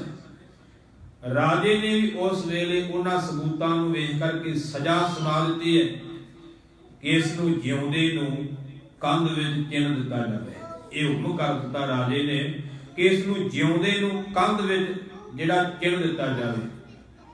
ਕਹਿੰਦੇ ਨੇ ਉਸ ਵੇਲੇ ਭਗਤ ਸਦਨਾ ਜੀ ਨੂੰ ਕੰਧ ਵਿੱਚ ਚਿਣਿਆ ਜਾਣ ਲੱਗਾ ਹੈ ਤਾਂ ਭਗਤ ਸਦਨਾ ਜੀ ਨੇ ਪਰਮੇਸ਼ਰ ਅੱਗੇ ਅਰਦਾਸ ਕੀਤੀ ਕਿ ਹੇ ਮਾਲਕ, ਬੁਰੇ ਕੰਮ ਤੁਸੀਂ ਛਡਾਏ ਤੇ ਜੇ ਅੱਜ ਮੈਂ ਤੁਹਾਡੇ ਨਾਲ ਜੁੜਿਆ ਤੇ ਫਿਰ ਉਹੀ ਹਾਲ, ਉਸੇ ਕਰਮ 'ਚ ਚਲੇ ਜਾਣਾ। ਮਹਾਰਾਜ ਮੈਂ ਕੀਤਾ ਵੀ ਕੁਝ ਨਹੀਂ ਤੇ ਫਿਰ ਸਜ਼ਾ ਕਿਹੜੀ ਗੱਲ ਦੀ? ਤਾਂ ਪਰਮੇਸ਼ਰ ਨੇ ਆਖਿਆ ਕਿ ਸਦਨਿਆ ਇਹ ਤੇਰਾ ਕਰਮ ਹੈ, ਇਹ ਤੈਨੂੰ ਭੋਗਣਾ ਪੈਣਾ। ਤਾਂ ਭਗਤ ਸਦਨਾ ਜੀ ਕਹਿਣ ਲੱਗੇ, ਪਾਵਨ ਬਾਣੀ ਦੇ ਬਚਨ ਉਚਾਰੇ ਨੇ ਆਖਿਆ, ਤਬ ਗੁਣ ਕਹਾਂ ਜਗਤ ਗੁਰਾ ਜੋ ਕਰਮ ਨਾ ਨਾਸੈ, ਸਿੰਘ ਸਰਣ ਕਤ ਜਾਈਐ ਜੋ ਜੰਬਕ ਗਰਾਸੈ। ਭਗਤ ਸਦਨਾ ਜੀ ਕਹਿਣ ਲੱਗੇ, हे ਜਗਤ ਦੇ ਮਾਲਕਾ, ਤੇਰਾ ਕੀ ਫਿਰ ਕਰਮ ਹੋਇਆ, ਤੇਰੀ ਕੀ ਬਖਸ਼ਿਸ਼ ਹੋਈ ਜੇ ਕਰਮ ਹੀ ਨਾਸ਼ ਨਹੀਂ ਹੋਣਾ? ਸ਼ੇਰ ਦੀ ਸ਼ਰਨ ਵਿੱਚ ਜਾਣ ਦਾ ਲਾਭ ਕੀ ਹੈ ਜੇ ਗਿੱਦੜਾ ਨੇ ਪਾਰਸ ਬਣਾਇਆ? ਫਿਰ ਸ਼ੇਰ ਦੀ ਸ਼ਰਨ ਵਿੱਚ ਜਾਣ ਦਾ ਕੀ ਲਾਭ ਹੋਇਆ? ਕਹਿੰਦੇ ਨੇ ਉਸ ਵੇਲੇ ਪਰਮੇਸ਼ਰ ਨੇ ਐਸੀ ਖੇਡ ਵਰਤਾਈ ਕਿ ਕੰਧ ਪਾੜ ਗਈ, ਪਰ ਭਗਤ ਸਦਨੇ ਦਾ ਬਾਲ ਨਹੀਂ ਵਿੰਗਾ ਨਹੀਂ ਹੋਇਆ। ਰਾਜੇ ਨੂੰ ਪਤਾ ਲੱਗਾ ਕਿ ਇਹ ਔਰਤ ਝੂਠੀ ਹੈ, ਇਹ ਭਗਤ ਹੈ, ਇਹਦੀ ਰੱਬ ਨੇ ਸਹਾਇਤਾ ਕੀਤੀ। ਉਸ ਵੇਲੇ ਔਰਤ ਨੂੰ ਸਜ਼ਾ ਹੋਈ ਤੇ ਭਗਤ ਸਦਨੇ ਨੂੰ ਬਾ ਇੱਜ਼ਤ ਛੱਡਿਆ ਗਿਆ। ਇਹ ਖੇਡ ਹੈ, ਭਾਵੇਂ ਕਰਮ ਲਿਖਿਆ ਵੀ ਹੋਵੇ, ਪਰ ਜਿਹੜਾ ਵਾਹਿਗੁਰੂ ਨਾਲ ਜੁੜ ਜਾਂਦਾ ਹੈ, ਕਰਮ ਕੱਟਣ ਦੀ ਸਮਰੱਥਾ ਵਾਹਿਗੁਰੂ ਰੱਖਦਾ ਹੈ। ਕਿਉਂਕਿ ਗੁਰਮੁਖੋ, ਜਿਵੇਂ ਆਪਾਂ ਸਰਕਾਰੀ ਕਾਗਜ਼ਾਤ ਬਣਾਉਣੇ ਆ, ਕੋਈ ਡਰਾਈਵਿੰਗ ਲਾਇਸੈਂਸ ਹੈ, ਪਾਸਪੋਰਟ ਹੈ, ਹੋਰ ਵੀ ਕਈ ਨੇ, ਜੇ ਉਹਦੇ ਉੱਤੇ ਕੋਈ ਮਿਸਟੇਕ ਹੋ ਜਾਵੇ ਤੇ ਉਹਨੂੰ ਸਰਕਾਰ ਹੀ ਬਦਲ ਸਕਦੀ ਹੈ, ਹੋਰ ਕੋਈ ਨਹੀਂ ਬਦਲ ਸਕਦਾ। ਧਿਆਨ ਦੇਣਾ, ਜੇ ਕੋਈ ਉਹਦੇ ਵਿੱਚ ਸ਼ਬਦ ਇੱਧਰ ਉੱਧਰ ਲਿਖਿਆ ਗਿਆ ਹੋਵੇ ਨਾ, ਤੇ ਉਹਨੂੰ ਸਰਕਾਰ ਹੀ ਬਦਲ ਸਕਦੀ ਹੈ, ਆਪਾਂ ਆਪਣੇ ਆਪ ਨਹੀਂ ਬਦਲ ਸਕਦੇ। ਜੇ ਕੋਈ ਸਾਡਾ ਲੇਖ ਪੁੱਠਾ ਲਿਖਿਆ ਹੈ ਤੇ ਉਹਨੂੰ ਸਤਿਗੁਰੂ ਪਰਮੇਸ਼ਰ ਰੂਪੀ ਸਰਕਾਰ ਹੀ ਬਦਲ ਸਕਦੀ ਹੈ। ਜਿਹਨੇ ਲਿਖਿਆ ਹੈ ਹੋਰ ਕੋਈ ਨਹੀਂ ਬਦਲ ਸਕਦਾ। ਉਹਦੇ ਕੋਲ ਆਈਏ ਤੇ ਉਹ ਬਦਲ ਸਕਦਾ ਹੈ। ਭਗਤ ਰਾਮਾਨੰਦ ਜੀ ਦਾ ਇੱਕ ਅਸੀਂ ਬਚਨ ਪੜ੍ਹਦੇ ਹਾਂ, ਰਾਮਾਨੰਦ ਸੁਆਮੀ ਰਮਤ ਬ੍ਰਹਮ ਗੁਰ ਕਾ ਸ਼ਬਦ ਕਾਟੈ ਕੋਟ ਕਰਮ। ਗੁਰੂ ਦਾ ਸ਼ਬਦ ਕਰੋੜਾਂ ਕਰਮ ਕੱਟ ਸਕਦਾ ਹੈ, ਇੱਕ ਕਰਮ ਤੇ ਕੀ? ਗੁਰੂ ਦੇ ਚਰਨਾਂ ਤੇ ਨਮਸਕਾਰ ਕਿਉਂ ਕਰਨੀ ਹੈ ਕਿ ਸਾਡੇ ਮੱਥੇ ਦੇ ਲੇਖ ਬਦਲ ਜਾਣਗੇ। ਮੈਨੂੰ ਇੱਥੇ ਇੱਕ ਬਚਨ ਚੇਤੇ ਆ ਗਿਆ, ਸ਼ਹੀਦ ਭਾਈ ਮਣੀ ਸਿੰਘ ਜੀ ਜਿਨ੍ਹਾਂ ਦਾ ਬੰਦ ਕੱਟਿਆ ਗਿਆ, ਉਹਨਾਂ ਦਾ ਪਾਵਨ ਬਚਨ ਹੈ। ਉਹ ਕਹਿੰਦੇ ਨੇ ਸਿਰ ਕਿਉਂ ਨਵਾਉਣਾ? ਉਹਨਾਂ ਦਾ ਪਾਵਨ ਬਚਨ ਪੜ੍ਹਦੇ ਹਾਂ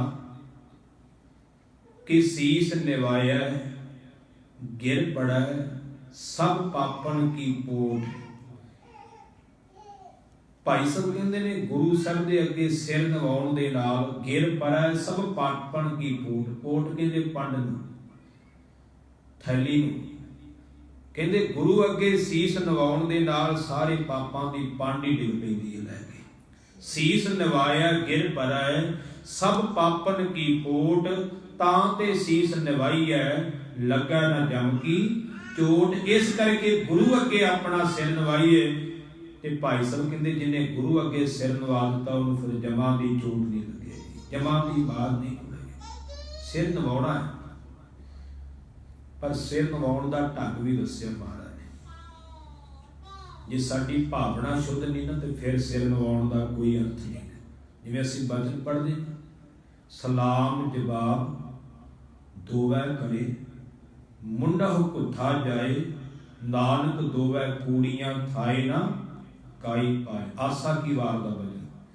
ਸਲਾਮ, ਸਲਾਮ ਦਾ ਅਰਥ ਹੁੰਦਾ ਮੱਥਾ ਟੇਕਣਾ, ਕਿਉਂਕਿ ਇਸਲਾਮ ਭਾਸ਼ਾ ਵਿੱਚ ਸਲਾਮ ਕਹਿੰਦੇ ਆ, ਪੰਜਾਬੀ ਵਿੱਚ ਮੱਥਾ ਟੇਕਣਾ ਕਹਿੰਦੇ ਆ, ਹਿੰਦੀ ਵਿੱਚ ਨਮਸਕਾਰ ਕਹਿੰਦੇ। ਅਰਥ ਇੱਕੋ ਹੀ ਹੈ, ਭਾਸ਼ਾਵਾਂ ਦੇ ਸ਼ਬਦ ਵੱਖਰੇ ਵੱਖਰੇ ਆ, ਅਰਥ ਇੱਕੋ ਹੀ ਹੈ। ਸਲਾਮ ਜਵਾਬ ਦੋਵੈ ਕਰੇ ਮੁੰਡਾ ਹੁਕੁਥਾ ਜਾਏ। ਮਹਾਰਾਜ ਕਹਿੰਦੇ ਤੂੰ ਮੱਥਾ ਵੀ ਟੇਕਦਾ ਹੈ ਤੇ ਜੋ ਸਤਿਗੁਰੂ ਜੀ ਕਹਿੰਦੇ ਨੇ ਅੱਗੋਂ ਜਵਾਬ ਵੀ ਦੇ ਦਿੰਦਾ, ਮੈਂ ਨਹੀਂ ਮੰਨਣਾ। ਸਲਾਮ ਜਵਾਬ ਦੋਵੇਂ ਕਰੇ, ਦੋਵੇਂ ਕੰਮ ਕਰਦਾ ਹੈ। ਮੁੰਡਾ ਘੁੱਠਾ ਜਾਏ, ਕਹਿੰਦੇ ਤੂੰ ਤਾਂ ਮੁੱਢੋਂ ਹੀ ਘੁੱਸਿਆ ਜਾ ਰਿਹਾ ਹੈ, ਮੁੱਢੋਂ ਹੀ ਦੂਰ ਹੋ ਗਿਆ ਹੈ। ਨਾਨਕ ਦੋਵੇਂ ਕੂੜੀਆਂ ਮਾਰੇ, ਕਹਿੰਦੇ ਤੇਰੇ ਦੋਵੇਂ ਕੰਮ ਝੂਠੇ, ਮੱਥਾ ਟੇਕਣਾ ਵੀ ਤੇ ਜਵਾਬ ਦੇਣਾ ਵੀ। ਨਾਨਕ ਦੋਵੇਂ ਕੂੜੀਆਂ ਥਾਏ ਨਾ ਕਾਈ ਪਾਏ, ਤੇਰਾ ਕੁਝ ਵੀ ਥਾਂ ਨਹੀਂ ਪੈਣਾ ਜੇ ਭਾਵਨਾ ਸ਼ੁੱਧ ਨਹੀਂ, ਜੇ ਬਚਨ ਨਹੀਂ ਗੁਰੂ ਦਾ ਬਣਦਾ ਤੇ ਮੱਥਾ ਟੇਕਣਾ ਤੇਰਾ ਕਿਸੇ ਅਰਥ ਨਹੀਂ। ਮੱਥਾ ਟੇਕਣਾ ਵੀ ਜ਼ਰੂਰੀ ਹੈ, ਧਿਆਨ ਦੇਣਾ। ਸਾਡੇ ਘਰਾਂ 'ਚ ਬਜ਼ੁਰਗ ਹੈ, ਫਰਜ਼ ਹੈ ਸਾਡਾ ਅਸੀਂ ਉਹਨਾਂ ਬਜ਼ੁਰਗਾਂ ਦਾ ਸਨਮਾਨ ਕਰੀਏ, ਮੱਥਾ ਟੇਕੀਏ, ਉਹਨਾਂ ਦੇ ਗੋਡੀਆਂ ਹੱਥ ਲਾਈਏ, ਵੱਡਿਆਂ ਦਾ ਸਤਿਕਾਰ ਕਰਨਾ ਫਰਜ਼ ਹੈ। ਪਰ ਜੇ ਹੁਣ ਤੁਹਾਡੇ ਵਿੱਚੋਂ ਕੋਈ ਆਪਣੇ ਬਜ਼ੁਰਗ ਪਿਤਾ ਜਾਂ ਦਾਦਾ ਜੀ ਦੇ ਗੋਡੀ ਹੱਥ ਲਾਉਂਦਾ, ਸਤਿਕਾਰ ਕਰਦਾ, ਜੇ ਹੁਣ ਪਿਤਾ ਜੀ ਕਹਿਣ ਜਾਂ ਦਾਦਾ ਜੀ ਕਹਿਣ ਕਿ ਪੁੱਤਰਾ ਮੈਨੂੰ ਪਿਆਸ ਲੱਗੀ ਹੈ, ਤੇਹ ਲੱਗੀ ਹੈ, ਜਾਂ ਪਾਣੀ ਦਾ ਗਲਾਸ ਲਿਆ ਮੈਂ ਛਕਣਾ, ਤੇ ਤੁਸੀਂ ਆਖੋ ਨਹੀਂ ਬਾਪੂ ਮੈਂ ਤੇ ਮੱਥਾ ਹੀ ਟੇਕਣਾ, ਪਾਣੀ ਨਹੀਂ ਦੇਣਾ। ਮੱਥਾ ਮੈਂ ਟੇਕੂਗਾ, ਤੇਰਾ ਮੈਂ ਬਹੁਤ ਸਨਮਾਨ ਕਰਦਾ ਹਾਂ, ਮੱਥਾ ਟੇਕਦਾ ਹੈ, ਗੋਡੀ ਹੱਥ ਵੀ ਲਾਉਣਾ, ਪਰ ਜੋ ਤੂੰ ਕਹਿੰਦਾ ਉਹ ਨਹੀਂ ਮੰਨਣਾ। ਕੀ ਬਾਪੂ ਖੁਸ਼ ਹੋਊ? ਪ੍ਰਮਾਣ ਹੈ ਸਮਝਣ ਵਾਸਤੇ। ਜਿਹੜੀ ਚੀਜ਼ ਉਹ ਮੰਗਦਾ ਪਿਆ ਜੇ ਆਪਾਂ ਉਹ ਲਿਆ ਕੇ ਨਹੀਂ ਦਿੰਦੇ ਤੇ ਭਾਵੇਂ 1000 ਵਾਰ ਮੱਥਾ ਟੇਕੀ ਜਾਓ, ਉਹ ਬਚਨ ਵੀ ਮੰਨੀਏ। ਜੋ ਬਾਪੂ ਕਹਿੰਦਾ ਨਾ ਉਹ ਵੀ ਮੰਨਣਾ ਹੈ ਤੇ ਮੱਥਾ ਵੀ ਟੇਕਣਾ ਜ਼ਰੂਰੀ ਹੈ। ਇਸੇ ਤਰ੍ਹਾਂ ਗੁਰਮੁਖੋ ਗੁਰੂ ਸਾਹਿਬ ਨੂੰ ਮੱਥਾ ਟੇਕਣਾ ਵੀ ਜ਼ਰੂਰੀ ਹੈ, ਪਰ ਜੋ ਗੁਰੂ ਸਾਹਿਬ ਕਹਿ ਰਹੇ ਨੇ ਉਹ ਮੰਨਣਾ ਵੀ ਸਾਡੇ ਵਾਸਤੇ ਜ਼ਰੂਰੀ ਹੈ।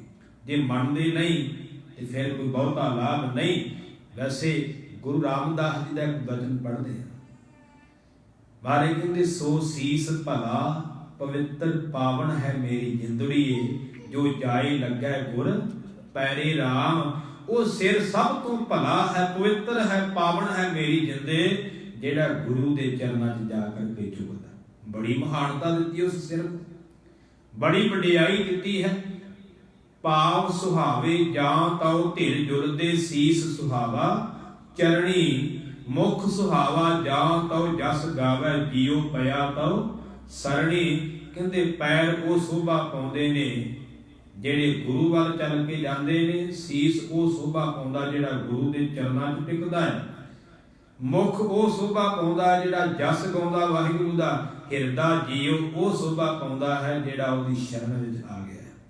ਧਿਆਨ ਦੇਣਾ, ਸੀਸ ਨਿਵਾਉਣ ਦਾ ਲਾਭ ਤਾਂ ਹੈ ਜੇ ਭਾਵਨਾ ਸ਼ੁੱਧ ਹੋਵੇ, ਨਹੀਂ ਤੇ ਪਾਤਸ਼ਾਹ ਕਹਿੰਦੇ ਨੇ ਅਪਰਾਧੀ ਦੂਣਾ ਨਿਵੈ ਜੋ ਹੰਤਾ ਮਿਰਗਾਹੇ। ਅਪਰਾਧੀ ਦਾ ਅਰਥ ਇੱਥੇ ਸ਼ਿਕਾਰੀ ਹੈ। ਕਹਿੰਦੇ ਜਿਹੜਾ ਸ਼ਿਕਾਰੀ ਹੁੰਦਾ ਨਾ, ਜੋ ਹੰਤਾ ਮਿਰਗਾਹੇ, ਹੰਤਾ ਦਾ ਅਰਥ ਹੈ ਮਾਰਨ ਵਾਲਾ, ਮਿਰਗਾਹੇ ਦਾ ਅਰਥ ਹੁੰਦਾ ਹਿਰਨ, ਜੋ ਦਾ ਅਰਥ ਹੈ ਜਿਹੜਾ। ਜਿਹੜਾ ਕਹਿੰਦੇ ਹਿਰਨ ਨੂੰ ਮਾਰਨ ਵਾਲਾ ਸ਼ਿਕਾਰੀ ਹੈ ਨਾ, ਦੂਣਾ ਨਿਵੈ, ਉਹ ਦੂਣਾ ਨਿਉਂਦਾ, ਕਿਉਂਕਿ ਉਹਨੂੰ ਨਿਉਣਾ ਪੈਣਾ। ਜਦੋਂ ਉਹਨੇ ਤੀਰ ਮਾਰਨਾ ਹੈ ਤੇ ਨਿਉ ਕੇ ਬਰਾਬਰ ਤੇ ਹੋਵੇਗਾ ਤੇ ਫਿਰ ਉਹਦਾ ਨਿਸ਼ਾਨਾ ਲੱਗਣਾ, ਉਹਨਾਂ ਚਿਰ ਨਹੀਂ ਲੱਗਣਾ। ਹੁਣ ਮਹਾਰਾਜ ਕਹਿੰਦੇ ਜੇ ਹੁਣ ਉਸ ਸ਼ਿਕਾਰੀ ਨੂੰ ਵੇਖ ਕੇ ਕੋਈ ਆਖੇ ਵੀ ਇਹ ਤਾਂ ਜੀ ਹਿਰਨ ਨੂੰ ਨਮਸਕਾਰ ਕਰ ਰਿਹਾ ਜੀ, ਤੇ ਹਿਰਨ ਦਾ ਬੜਾ ਸ਼ਿਕਾਰ ਕਰ ਰਿਹਾ, ਸੋ ਵਾਹਿਗੁਰੂ ਸਨਮਾਨ ਕਰ ਰਿਹਾ, ਝੁਕ ਰਿਹਾ, ਮਹਾਰਾਜ ਕਹਿੰਦੇ ਤਾਂ ਮੂਰਖਤਾ ਹੋਵੇਗੀ। ਉਹ ਉਹਦਾ ਸਨਮਾਨ ਨਹੀਂ ਕਰ ਰਿਹਾ, ਉਹਨੂੰ ਝੁਕ ਨਹੀਂ ਰਿਹਾ, ਉਹਨੂੰ ਮਾਰਨ ਵਾਸਤੇ ਝੁਕ ਰਿਹਾ। ਅਪਰਾਧੀ ਦੂਣਾ ਨਿਵੈ ਜੋ ਹੰਤਾ ਮਿਰਗਾਹੇ, ਸੀਸ ਨਿਵਾਇਆ ਕਿਆ ਥੀਐ ਜਾਣਿਦਾ ਕਸੁੱਧੇ ਜਾਹੇ। ਮਹਾਰਾਜ ਕਹਿੰਦੇ ਨੇ ਤੇਰਾ ਸਿਰ ਨਵਾਇਆ ਕੀ ਹੋਵੇਗਾ ਜੇ ਤੇਰਾ ਹਿਰਦਾ ਇੱਕ ਸ਼ੁੱਧ ਹੋ ਗਿਆ, ਸੁੱਧ ਨਹੀਂ ਗਿਆ। ਹਿਰਦੇ ਵਿੱਚੋਂ ਜੋ ਪੁੱਠੇ ਪਾਸੇ ਤੁਰ ਪਿਆ, ਹਿਰਦਾ ਤੇਰਾ ਹੋਰ ਪਾਸੇ ਗੁਰੂ ਦੀ ਭਾਵਨਾ ਵਾਲਾ ਹੀ ਨਹੀਂ, ਤੇ ਤੇਰਾ ਸਿਰ ਨਵਾਇਆ ਕੀ ਕਰੇਗਾ? ਤੇਰਾ ਸਿਰ ਨਵਾਇਆ ਕੋਈ ਅਰਥ ਨਹੀਂ ਰੱਖੇਗਾ। ਭਾਵਨਾ ਨਾਲ ਮੱਥਾ ਟੇਕਿਆ ਪ੍ਰਵਾਨ ਹੈ। ਸੀਸ ਗੁਰੂ ਨੂੰ ਨਵਾਉਣਾ ਬੜਾ ਉੱਤਮ ਕਰਮ ਹੈ। ਜੇ ਭਾਵਨਾ ਸ਼ੁੱਧ ਹੋਵੇ ਤੇ ਸੀਸ ਨਵਾਇਆ, ਸਾਡੇ ਕਰਮ ਜਿਹੜੇ ਨੇ ਉਹ ਬਦਲ ਜਾਣਗੇ, ਲੇਖ ਵੀ ਬਦਲ ਜਾਣਗੇ। ਇੰਨੀ ਸਮਰੱਥਾ ਹੈ ਗੁਰੂ ਦੇ ਵਿੱਚ। ਸਿਰ ਨਵਾਉਣਾ ਜ਼ਰੂਰੀ ਹੈ, ਪਰ ਸਿਰ ਵੀ ਇੱਕ ਦੇ ਦਰ ਤੇ ਝੁਕਣਾ ਚਾਹੀਦਾ, ਥਾਂ ਥਾਂ ਨਹੀਂ ਝੁਕਣਾ ਚਾਹੀਦਾ। ਇੱਕ ਵਿਦਵਾਨ ਨੇ ਬੜਾ ਸੁੰਦਰ ਲਿਖਿਆ, ਉਹ ਵਿਦਵਾਨ ਲਿਖਦਾ ਹੈ, ਸੀਸ ਜਿਸ ਪੇ ਨਾ ਝੁਕ ਜਾਏ ਉਸੇ ਦਰ ਨਹੀਂ कहते, जो हर जगह में जगह पे झुक जाए उसे सर नहीं कहते। ਕਹਿੰਦੇ ਜਿਹੜੇ ਦਰ ਤੇ ਆਪਣੇ ਆਪ ਸਿਰ ਨਹੀਂ ਝੁਕਦਾ, ਕਹਿੰਦੇ ਉਹਨੂੰ ਦਰ ਨਹੀਂ ਕਿਹਾ ਜਾ ਸਕਦਾ। ਤੇ ਜਿਹੜਾ ਹਰ ਜਗ੍ਹਾ ਤੇ ਝੁਕ ਜਾਵੇ ਉਹਨੂੰ ਸਿਰ ਨਹੀਂ ਕਿਹਾ ਜਾ ਸਕਦਾ, ਕਿਉਂਕਿ ਉਹ ਤਾਂ ਇੱਕ ਪੱਥਰ ਹੀ ਹੈ ਜਿਹਨੂੰ ਸਮਝ ਹੀ ਨਹੀਂ ਮੈਂ ਕਿੱਥੇ ਝੁਕਾਉਣਾ ਤੇ ਕਿੱਥੇ ਨਹੀਂ ਝੁਕਾਉਣਾ। ਹਰ ਥਾਂ ਝੁਕਣ ਵਾਲਾ ਸਿਰ ਜਿਹੜਾ ਹੈ ਉਹ ਅਸਲੀ ਸਿਰ ਨਹੀਂ। ਸੀਸ ਹੀ ਕਿਉਂ ਝੁਕਾਇਆ ਜਾਂਦਾ ਹੈ, ਇਹ ਸੋਚਣ ਵਾਲੀ ਗੱਲ ਹੈ। ਸਰੀਰ ਨਾਲ ਹੋਰ ਵੀ ਕਿੰਨੇ ਆ, ਆਪਾਂ ਕੱਲਾ ਸਿਰ ਝੁਕਾਉਣ ਦੀ ਗੱਲ ਕਿਉਂ ਕਰਦੇ, ਮੱਥਾ ਟੇਕਣ ਦੀ ਗੱਲ ਕਿਉਂ ਗੁਰੂ ਨੇ ਕੀਤੀ, ਸਿਰ ਝੁਕਾਉਣ ਦੀ ਗੱਲ ਕਿਉਂ ਕੀਤੀ? ਕਿਉਂਕਿ ਸੀਸ ਦੇ ਵਿੱਚ, ਸਿਰ ਦੇ ਵਿੱਚ ਹੀ ਸਾਡਾ ਦਿਮਾਗ ਹੈ, ਅਕਲ ਹੈ, ਮਤ ਹੈ। ਸੀਸ ਝੁਕਾਉਣ ਦਾ ਅਰਥ ਇਹ ਹੁੰਦਾ ਕਿ ਆਪਣੀ ਅਕਲ, ਆਪਣੀ ਮਤ ਗੁਰੂ ਨੂੰ ਦੇ ਦੇਣੀ। ਮਹਾਰਾਜ ਆਪਣੀ ਮਤ ਮੈਂ ਤੁਹਾਡੇ ਅੱਗੇ ਰੱਖਦਾ, ਤੁਸੀਂ ਮੇਰੇ ਦਿਮਾਗ ਵਿੱਚ, ਮੇਰੇ ਸਿਰ ਵਿੱਚ ਆਪਣੀ ਮਤ ਭਰ ਦਿਓ, ਤਾਂ ਕਿ ਮੈਂ ਆਪਣੀ ਮਨ ਮਰਜ਼ੀ ਨਾ ਕਰ ਸਕਾਂ, ਤੁਹਾਡੇ ਹੁਕਮ ਅਨੁਸਾਰ ਚੱਲਾਂ। ਇਸ ਕਰਕੇ ਪਾਤਸ਼ਾਹ ਕਹਿ ਰਹੇ ਨੇ, ਗੁਰ ਕੇ ਚਰਨ ਕਮਲ ਨਮਸਕਾਰ ਹੈ ਭਾਈ। ਗੁਰੂ ਦੇ ਚਰਨਾਂ ਕਮਲਾਂ ਤੇ ਮੱਥਾ ਟੇਕ, ਨਮਸਕਾਰ ਕਰਨਾ ਕਰ। ਕਾਮ ਕ੍ਰੋਧ ਇਸ ਤਨ ਤੇ ਮਾਰ, ਤੇ ਕਾਮ ਕ੍ਰੋਧ ਇਸ ਤਨ ਤੇ ਮਾਰ। ਕਾਮ ਤੇ ਕ੍ਰੋਧ, ਇਹਦਾ ਅਰਥ ਇਹ ਨਹੀਂ ਕਿ ਦੋ ਹੀ ਹੈ, ਕਿਉਂਕਿ ਕਈ ਵਾਰ ਸੰਖੇਪ ਰੂਪ ਵਿੱਚ ਲਿਖਣਾ ਹੋਵੇ ਤੇ ਇੱਕ ਚੀਜ਼ ਲਿਖ ਕਰਕੇ ਅੱਗੇ ਗੱਲ ਸ਼ੁਰੂ ਕਰ ਦਿੰਦੀ ਹੈ, ਪਰ ਕਈ ਵਾਰ ਮੁਖੀ ਦਾ ਨਾਮ ਲੈ ਲਿਓ ਤੇ ਬਾਕੀ ਸਾਰੇ ਵਿੱਚ ਹੀ ਆ ਜਾਂਦੇ। ਕਾਮ ਕ੍ਰੋਧ ਲਿਖ ਦਿੱਤਾ ਤੇ ਇਹਦਾ ਅਰਥ ਪੰਜਾਂ ਦਾ ਹੀ ਜ਼ਿਕਰ ਆ ਗਿਆ। ਕਾਮ ਕ੍ਰੋਧ ਲੋਭ ਮੋਹ ਹੰਕਾਰ, ਇਹਨਾਂ ਨੂੰ ਤਨ ਦੇ ਵਿੱਚੋਂ ਮਾਰ ਨਾ ਕਰ। ਇਹ ਤਨ ਚ ਸਾਡੇ ਕਰਦੇ ਕੀ, ਨੁਕਸਾਨ ਕਰਦੇ, ਕਿਉਂ ਮਾਰਨਾ? ਨੁਕਸਾਨ ਤੇ ਬਹੁਤ ਵੱਡਾ ਕਰਦੇ। ਮਹਾਰਾਜ ਬਚਨ ਕਰਦੇ, ਇਸ ਦੇਹੀ ਅੰਦਰ ਪੰਜ ਚੋਰ ਵਸਦੇ, ਕਾਮ ਕ੍ਰੋਧ ਲੋਭ ਮੋਹ ਅਹੰਕਾਰਾ, ਪੰਜ ਚੋਰ ਵਸਦੇ। ਚੋਰ ਤਾਂ ਇੱਕ ਭੈੜਾ ਹੁੰਦਾ, ਜਿੱਥੇ ਪੰਜ ਵਸਦੇ ਹੋਣਗੇ ਕੀ ਬਣੂ? ਪੰਜ ਚੋਰ ਵਸਦੇ ਨੇ ਇਸ ਸਰੀਰ ਅੰਦਰ। ਕੀ ਕਰਦੇ ਨੇ ਉਹ ਪੰਜ ਚੋਰ? ਅੰਮ੍ਰਿਤ ਲੂਟ ਹੈ, ਮਨ ਮੁਖ ਨਹੀਂ ਬੂਝ ਹੈ, ਕੋਏ ਨਾ ਸੁਣੈ ਪੁਕਾਰਾ। ਉਹ ਸਾਡੇ ਅੰਦਰੋਂ ਜਿਹੜਾ ਸ਼ੁਭ ਗੁਣਾ ਰੂਪੀ ਅੰਮ੍ਰਿਤ ਉਹਨੂੰ ਲੁੱਟੀ ਜਾ ਰਿਹਾ। ਪਰ ਜਿਹੜਾ ਮਨ ਦੇ ਮਗਰ ਲੱਗਣ ਵਾਲਾ ਜੀਵ, ਕਹਿੰਦੇ ਉਹ ਇਸ ਗੱਲ ਨੂੰ ਸਮਝਦਾ ਨਹੀਂ। ਜਦੋਂ ਲੁੱਟਿਆ ਜਾਂਦਾ ਫਿਰ ਰੌਲਾ ਪੈਂਦਾ, ਫਿਰ ਰੌਲਾ ਪਾਉਂਦਾ ਬਾਹਰ, ਕਹਿੰਦੇ ਉਦੋਂ ਕੋਈ ਪੁਕਾਰ ਨਹੀਂ ਸੁਣਦਾ। ਜਦੋਂ ਲੁੱਟਿਆ ਹੀ ਗਿਆ ਫਿਰ ਕਿਹਨੇ ਸੁਣਨਾ? ਇਹ ਪੰਜ, ਇਹਨਾਂ ਪੰਜਾਂ ਤੋਂ ਬਚਣਾ ਕਿਵੇਂ ਹੈ? ਮਾਰਨ ਦਾ ਅਰਥ ਕੀ ਹੈ? ਛੱਡਣ ਦਾ ਤੇ ਮਹਾਰਾਜ ਨੇ ਇਹ ਨਹੀਂ ਕਿ ਇਹਨੂੰ ਛੱਡ ਦਿਓ, ਬਿਲਕੁਲ ਖਤਮ ਕਰ ਦਿਓ ਤੇ ਕਿਹਾ ਹੀ ਮਹਾਰਾਜ। ਬਿਲਕੁਲ ਜੇ ਖਤਮ ਹੋ ਗਏ ਜੀਵਨ ਨਹੀਂ ਚੱਲਣਾ।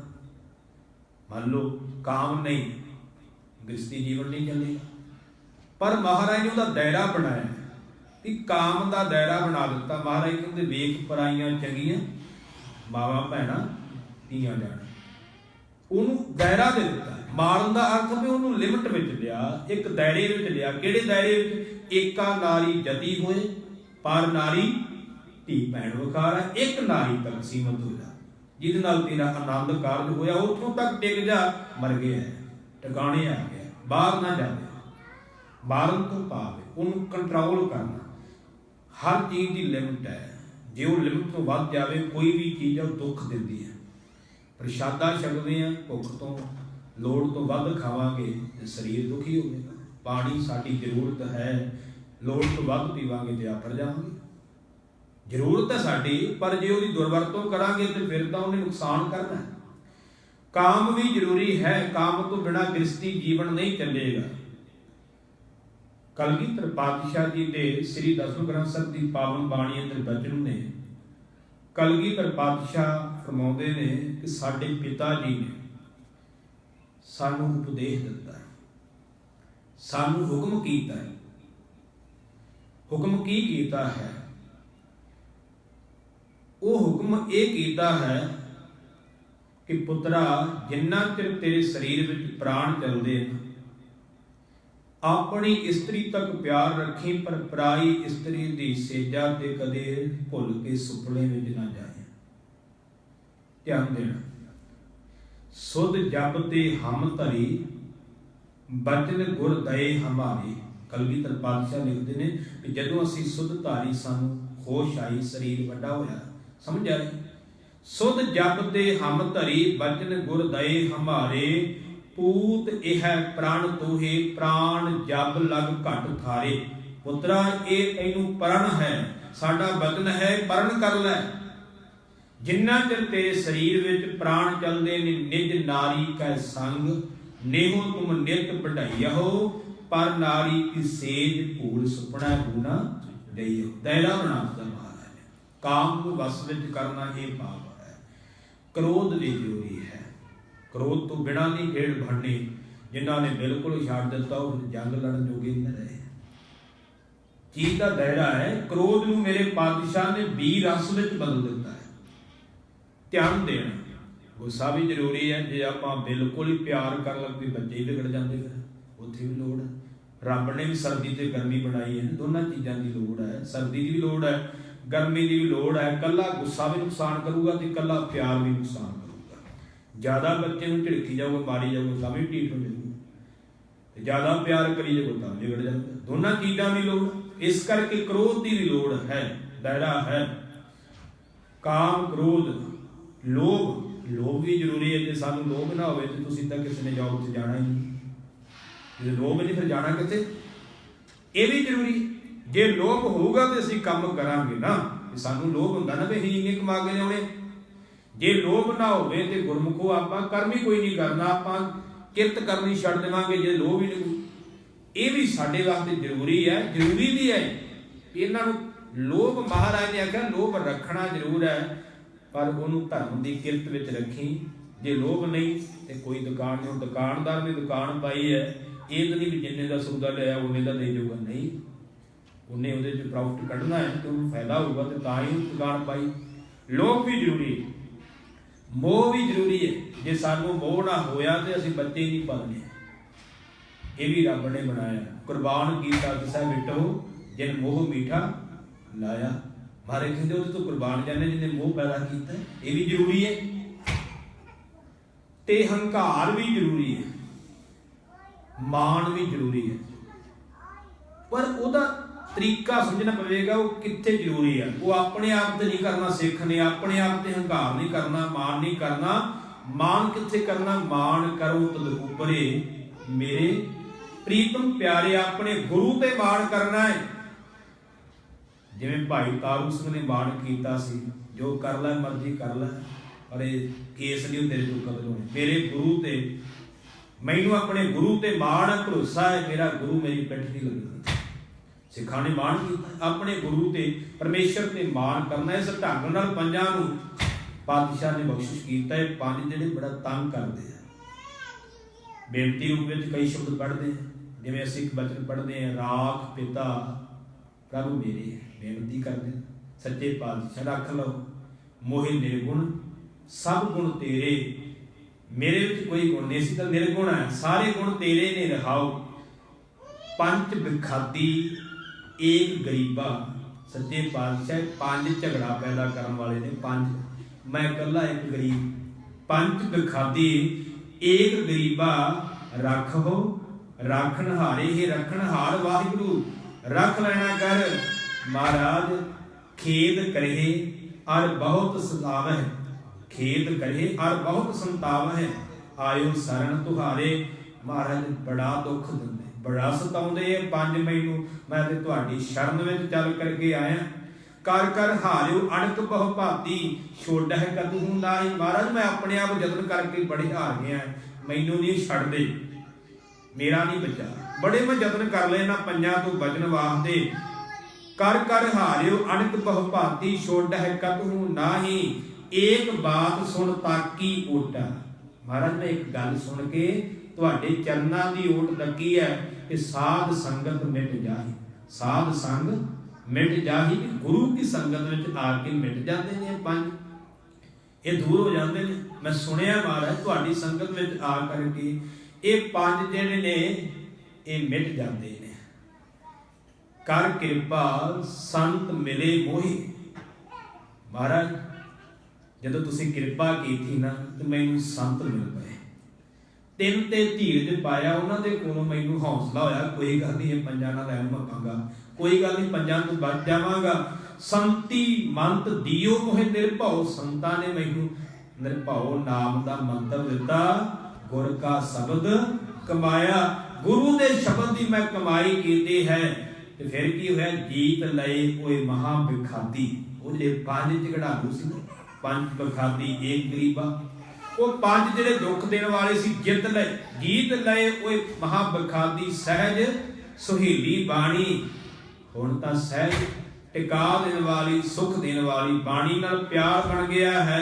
ਕਹੋ ਨਾਨਕ ਮਨ ਭਇਆ ਪ੍ਰਗਾਸਾ, ਪਾਇਆ ਪਦ ਨਿਰਵਾਣੀ। ਹੁਣ ਤਾਂ ਮਨ 'ਚ ਪ੍ਰਕਾਸ਼ ਹੋ ਗਿਆ ਹੈ ਕਿ ਉਹ ਨਿਰਵਾਣ ਪਦਵੀ ਪ੍ਰਾਪਤ ਕਰ ਲਈ। ਇਹਨਾਂ 5 ਤੋਂ ਬਚ ਗਿਆ, ਪਰ ਮਹਾਰਾਜ ਮੇਰੀ ਕੋਈ ਵਾਰ ਨਹੀਂ। ਬਾਬੇ ਕਬੀਰ ਨੇ ਵੀ ਬਚਨ ਉਚਾਰਿਆ।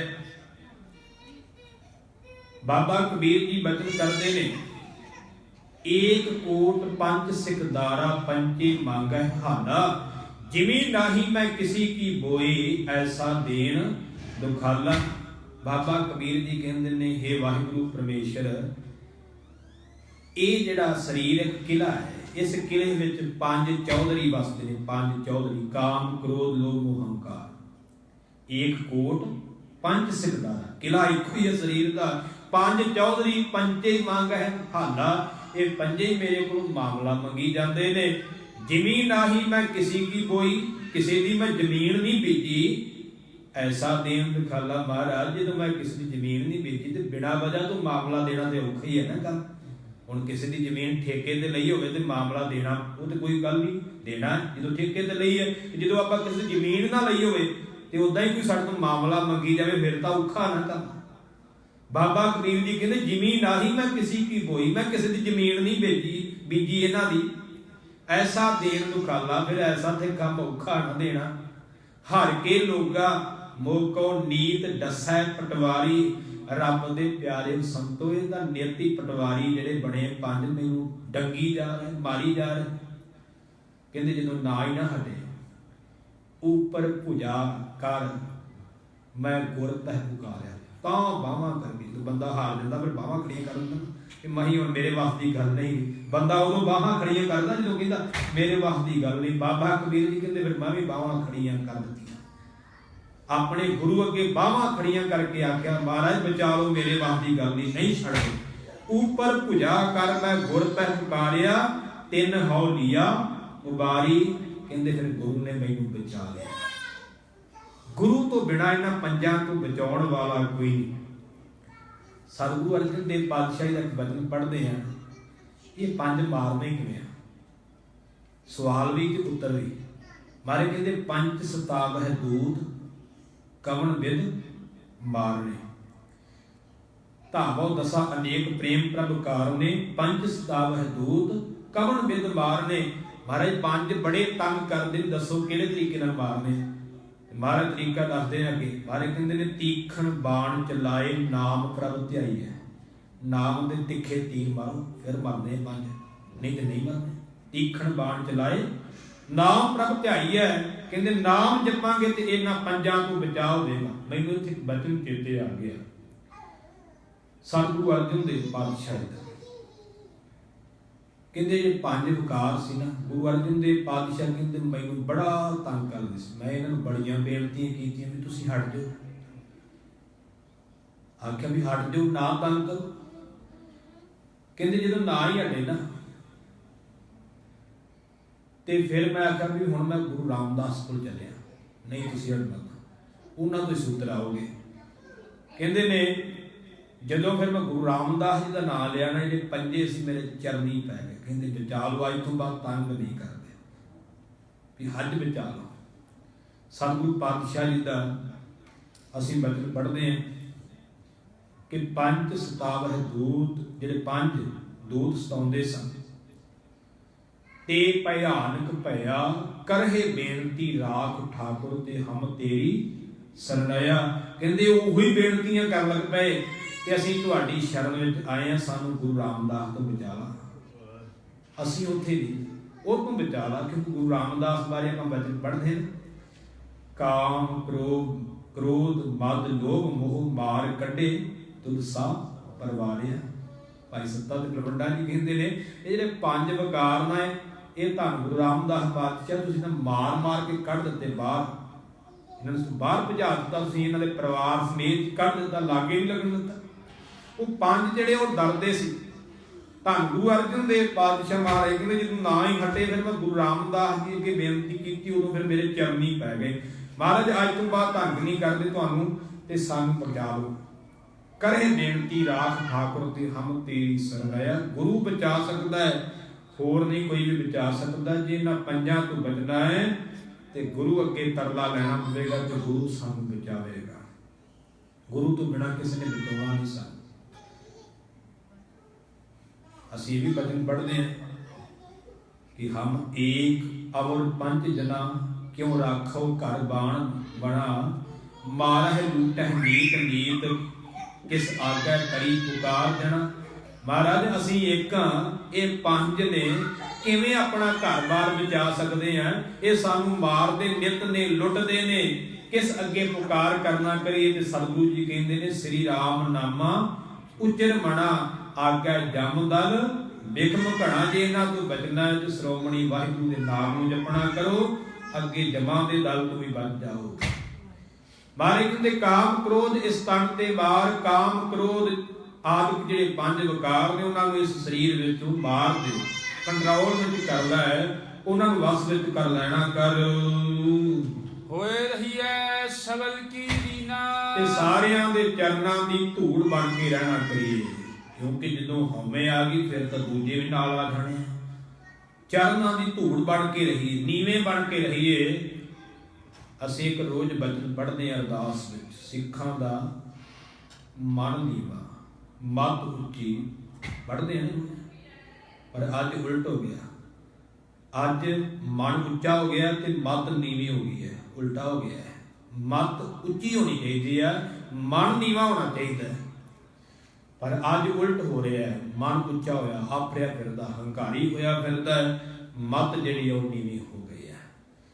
ਇਸ ਕਰਕੇ ਗੁਰਮੁਖੋ ਆਪਣੇ ਆਪ ਨੂੰ ਨੀਵਾਂ ਕਰਨਾ ਹੈ, ਨੀਵਾਂ ਮਨ ਕਰਕੇ ਕਰਨਾ ਹੈ। ਸਾਰਿਆਂ ਦੇ ਚਰਨਾਂ ਦੀ ਧੂੜ ਬਣ ਕੇ ਰਹਿਣਾ ਹੈ। ਏਕ ਨਾਮ ਸੰਤਨ ਆਧਾਰ, ਰੱਬ ਦੇ ਪਿਆਰਿਆਂ ਦਾ ਜੀਵਨ ਲਿਖਿਆ ਨਾ, ਉਹਦੇ ਵਿੱਚ ਇਹ ਵੀ ਬਚਨ ਲਿਖਿਆ ਹੋਇਆ ਹੈ ਕਿ ਉਹ ਸਾਰਿਆਂ ਦੇ ਚਰਨਾਂ ਦੀ ਧੂੜ ਬਣ ਕੇ ਰਹਿੰਦੇ ਨੇ ਰੱਬ ਦੇ ਪਿਆਰੇ। ਇਸ ਕਰਕੇ ਸਾਰਿਆਂ ਦੇ ਚਰਨਾਂ ਦੀ ਧੂੜ ਬਣ ਕਰਕੇ ਰਹਿਣਾ ਕਰ।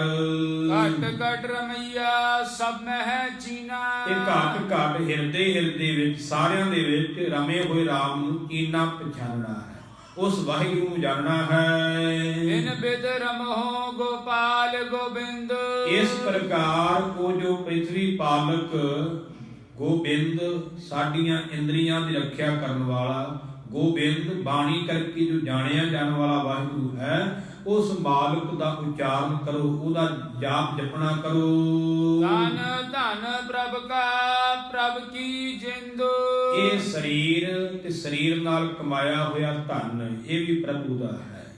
ਜਿਹੜੀ ਇਸ ਸਰੀਰ ਵਿੱਚ ਜਿੰਦ ਹੈ ਨਾ, ਉਹ ਵੀ ਪ੍ਰਭੂ ਦੀ ਹੈ, ਪਰ ਮੰਨਦੇ ਨਹੀਂ ਅਸੀਂ। ਸਰੀਰ ਨਾਲ ਧਨ ਕਮਾ ਕੇ ਪੜ੍ਹਾਈ ਕਰਕੇ ਅਸੀਂ ਆਖਾਂਗੇ ਅਸੀਂ ਪੜ੍ਹਾਈ ਕੀਤੀ ਹੈ, ਅਸੀਂ ਧਨ ਕਮਾਇਆ। ਮੂਰਖਾ, ਜੇ ਰੱਬ ਸਰੀਰ ਨਾ ਦਿੰਦਾ ਤੇ ਤੂੰ ਕੀ ਕਮਾ ਲੈਣਾ? ਧਿਆਨ ਦੇਣਾ। ਅੰਨ ਖਾਣਾ ਕੱਪੜ ਪਹਿਨਣ ਦੀਆ, ਰਸ ਅੰਨ ਭੋਗਾਣੀ, ਜਿਨ ਦੀਏ ਸੋ ਚਿਤ ਨਾ ਆਵੇ ਪਸ਼ੂ, ਹਉ ਕਰ ਜਾਣੀ। ਕਹਿੰਦੇ ਪਸ਼ੂ ਬਿਰਤੀ ਵਾਲਾ ਮੈਂ ਕਰਕੇ ਜਾਣਦਾ ਕਿ ਮੈਂ ਕੀਤਾ, ਮੈਂ ਸਭ ਕੁਝ ਕੀਤਾ। ਨਹੀਂ, ਇਹ ਸਰੀਰ ਵੀ ਉਹਦਾ ਹੈ। ਜਿਸ ਕਾ ਤਨ ਮਨ ਧਨ ਸਭ ਤਿਸ ਕਾ, ਸੋਈ ਸੁਗੜ ਸਜਾਨੀ, ਤਿਨ ਹੀ ਸੁਣਿਆ ਦੁਖ ਸੁਖ ਮੇਰਾ, ਤਉ ਬਿਦ ਨੀਕੀ ਖਟਾਨੀ, ਜੀ ਕੀ ਏਕੈ ਹੀ ਪਹਿਮਾਨੀ, ਅਵਰ ਯਤਨ ਕਰ ਰਹੇ ਬਹੁ ਤੇਰੇ, ਤਿਲ ਤਿਲ ਨਹੀਂ ਕੀਮਤ, ਤਿਲ ਤਿਲ ਨਹੀਂ ਕੀਮਤ ਜਾਣੀ, ਉਹਨਾਂ ਨਹੀਂ ਜਾਣੀ ਕੀਮਤ। ਇਸ ਕਰਕੇ ਇਹ ਸਰੀਰ ਵੀ, ਸਰੀਰ ਨਾਲ ਕਮਾਇਆ ਹੋਇਆ ਧਨ ਵੀ ਵਾਹਿਗੁਰੂ ਦਾ ਹੈ। ਇਹ ਜਿੰਦ ਜਿਹੜੀ ਇਹਦੇ ਵਿੱਚ ਜਿੰਦ ਹੈ ਨਾ, ਜਾਨ, ਇਹ ਵੀ ਉਸ ਮਾਲਕ ਦੀ ਦਿੱਤੀ ਹੋਈ ਹੈ। ਵਿਸਰਾਮ ਦੇ ਕਰਕੇ ਸਤਿਗੁਰੂ ਜੀ ਅੱਗੇ ਕਿਰਪਾ ਕਰਦੇ ਹਨ। ਆਠ ਪਹਿਰ ਹਰ ਕੇ ਗੁਣ ਗਾਓ, ਅੱਠੇ ਪਹਿਰ ਉਸ ਵਾਹਿਗੁਰੂ ਦੇ ਗੁਣਾਂ ਨੂੰ ਗਾਉਣਾ ਕਰ। ਜੀਅ ਪ੍ਰਾਣ ਕੋ ਇਹ ਸੁਹਾਓ, ਇਹ ਜੀਵ ਦਾ ਪ੍ਰਾਣਾ ਦਾ ਭਾਵ ਪ੍ਰਾਣਾ ਧਾਰੀ ਜੀਵ ਦਾ ਇਹੀ ਮਨੋਰਥ ਹੈ, ਇਹੀ ਪ੍ਰਯੋਜਨ ਹੈ ਸੰਸਾਰ ਦੇ ਆਉਣ ਦਾ। ਭਈ ਪ੍ਰਾਪਤ ਮਾਨੁਖ ਦੇਹੁਰੀਆ, ਗੋਬਿੰਦ ਮਿਲਣ ਕੀ ਇਹ ਤੇਰੀ ਬਰੀਆ। ਪਰਮੇਸ਼ਰ ਨੂੰ ਮਿਲਣ ਵਾਸਤੇ ਇਹ ਜੀਵਨ ਮਿਲਿਆ ਹੈ। ਤਜ ਅਭਿਮਾਨ ਜਾਨ ਪ੍ਰਭ ਪ੍ਰਭ ਸੰਗ। ਹਉਮੈ ਨੂੰ ਛੱਡ ਕਰਕੇ ਤੇ ਉਸ ਪ੍ਰਭੂ ਨੂੰ ਆਪਣੇ ਨਾਲ ਜਾਣਨਾ ਕਰ। ਹੈ ਤਾਂ ਨਾਲ ਹੀ ਆ ਸਾਡੇ, ਉਹ ਦੂਰ ਨਹੀਂ ਗਾ ਸਾਡੇ ਤੋਂ। ਬਸ ਜਿਹੜਾ ਹਉਮੈ ਦਾ ਪਰਦਾ ਨਾ ਉਹ ਸਾਨੂੰ ਵਾਹਿਗੁਰੂ ਤੋਂ ਦੂਰ ਕਰਦਾ, ਉਹ ਵਾਹਿਗੁਰੂ ਦੇ ਨੇੜੇ ਨਹੀਂ ਹੋਣ ਦਿੰਦਾ। ਮਹਾਰਾਜ ਕਹਿੰਦੇ ਉਹ ਹਉਮੈ ਛੱਡ ਤੇ ਉਹਨੂੰ ਆਪਣੇ ਨਾਲ ਜਾਣ, ਕਿਉਂਕਿ ਜਬ ਹਮ ਹੱਥ ਹੋਤੇ ਤਬ ਤੂੰ ਨਾਹੀ ਅਬ ਤੂੰ ਹੀ ਮੈਂ ਨਾਹੀ। ਜਿੰਨਾ ਚਿਰ ਮੈਂ ਆ ਉਹਨਾਂ ਚਿਰ ਤੂੰ ਨਹੀਂ। ਹੰਕਾਰ ਛੱਡ ਕਰਕੇ ਉਸ ਨੂੰ ਜਾਣ ਨਾਲ। ਸਾਧ ਪ੍ਰਸਾਦ ਹਰਿ ਸਿਓ ਮਨੁ ਰੰਗ। ਸਾਧ ਰੱਬ ਦੇ ਪਿਆਰਿਆਂ ਦੀ ਕਿਰਪਾ ਸਦਕਾ ਅਥਵਾ ਗੁਰੂ ਦੀ ਕਿਰਪਾ ਦੇ ਨਾਲ ਵਾਹਿਗੁਰੂ ਦੇ ਰੰਗ ਪ੍ਰੇਮ ਦੇ ਵਿੱਚ ਆਪਣੇ ਮਨ ਨੂੰ ਰੰਗਣਾ ਕਰ। ਜਿਨ ਤੂੰ ਕੀਆ ਤਿਸ ਕੋ ਜਾਣੂ। ਜਿਸ ਨੇ ਵਾਹਿਗੁਰੂ ਨੇ ਤੈਨੂੰ ਬਣਾਇਆ ਹੈ ਉਸ ਨੂੰ ਤੂੰ ਜਾਣਨਾ ਕਰ। ਆਗੇ ਦਰਗਹਿ ਪਾਵੈ ਮਾਨੂ। ਜੇ ਉਹਨੂੰ ਜਾਣੇਗਾ, ਉਹਦੇ ਹੁਕਮ ਵਿੱਚ ਚੱਲੇਗਾ, ਉਹਦੀ ਯਾਦ ਵਿੱਚ ਜੁੜੇਗਾ ਤੇ ਅੱਗੇ ਪਰਲੋਕ ਵਿੱਚ ਦਰਗਾਹ ਵਿੱਚ ਵੀ ਮਾਨ ਪਾਵੇਂਗਾ। ਮਾਨੋ ਤਾਨੂ ਨਿਰਮਲ ਹੋਏ ਨਿਹਾਲੋ। ਉਹਦੇ ਨਾਲ ਜੁੜਨ ਕਰਕੇ ਮਨ ਵੀ ਪਵਿੱਤਰ ਹੋਵੇਗਾ, ਤਨ ਵੀ ਪਵਿੱਤਰ ਹੋਵੇਗਾ ਅਤੇ ਤੂੰ ਨਿਹਾਲ ਹੋ ਜਾਵੇਂਗਾ। ਰਸਨਾ ਨਾਮ ਜਪਤ ਗੋਪਾਲ।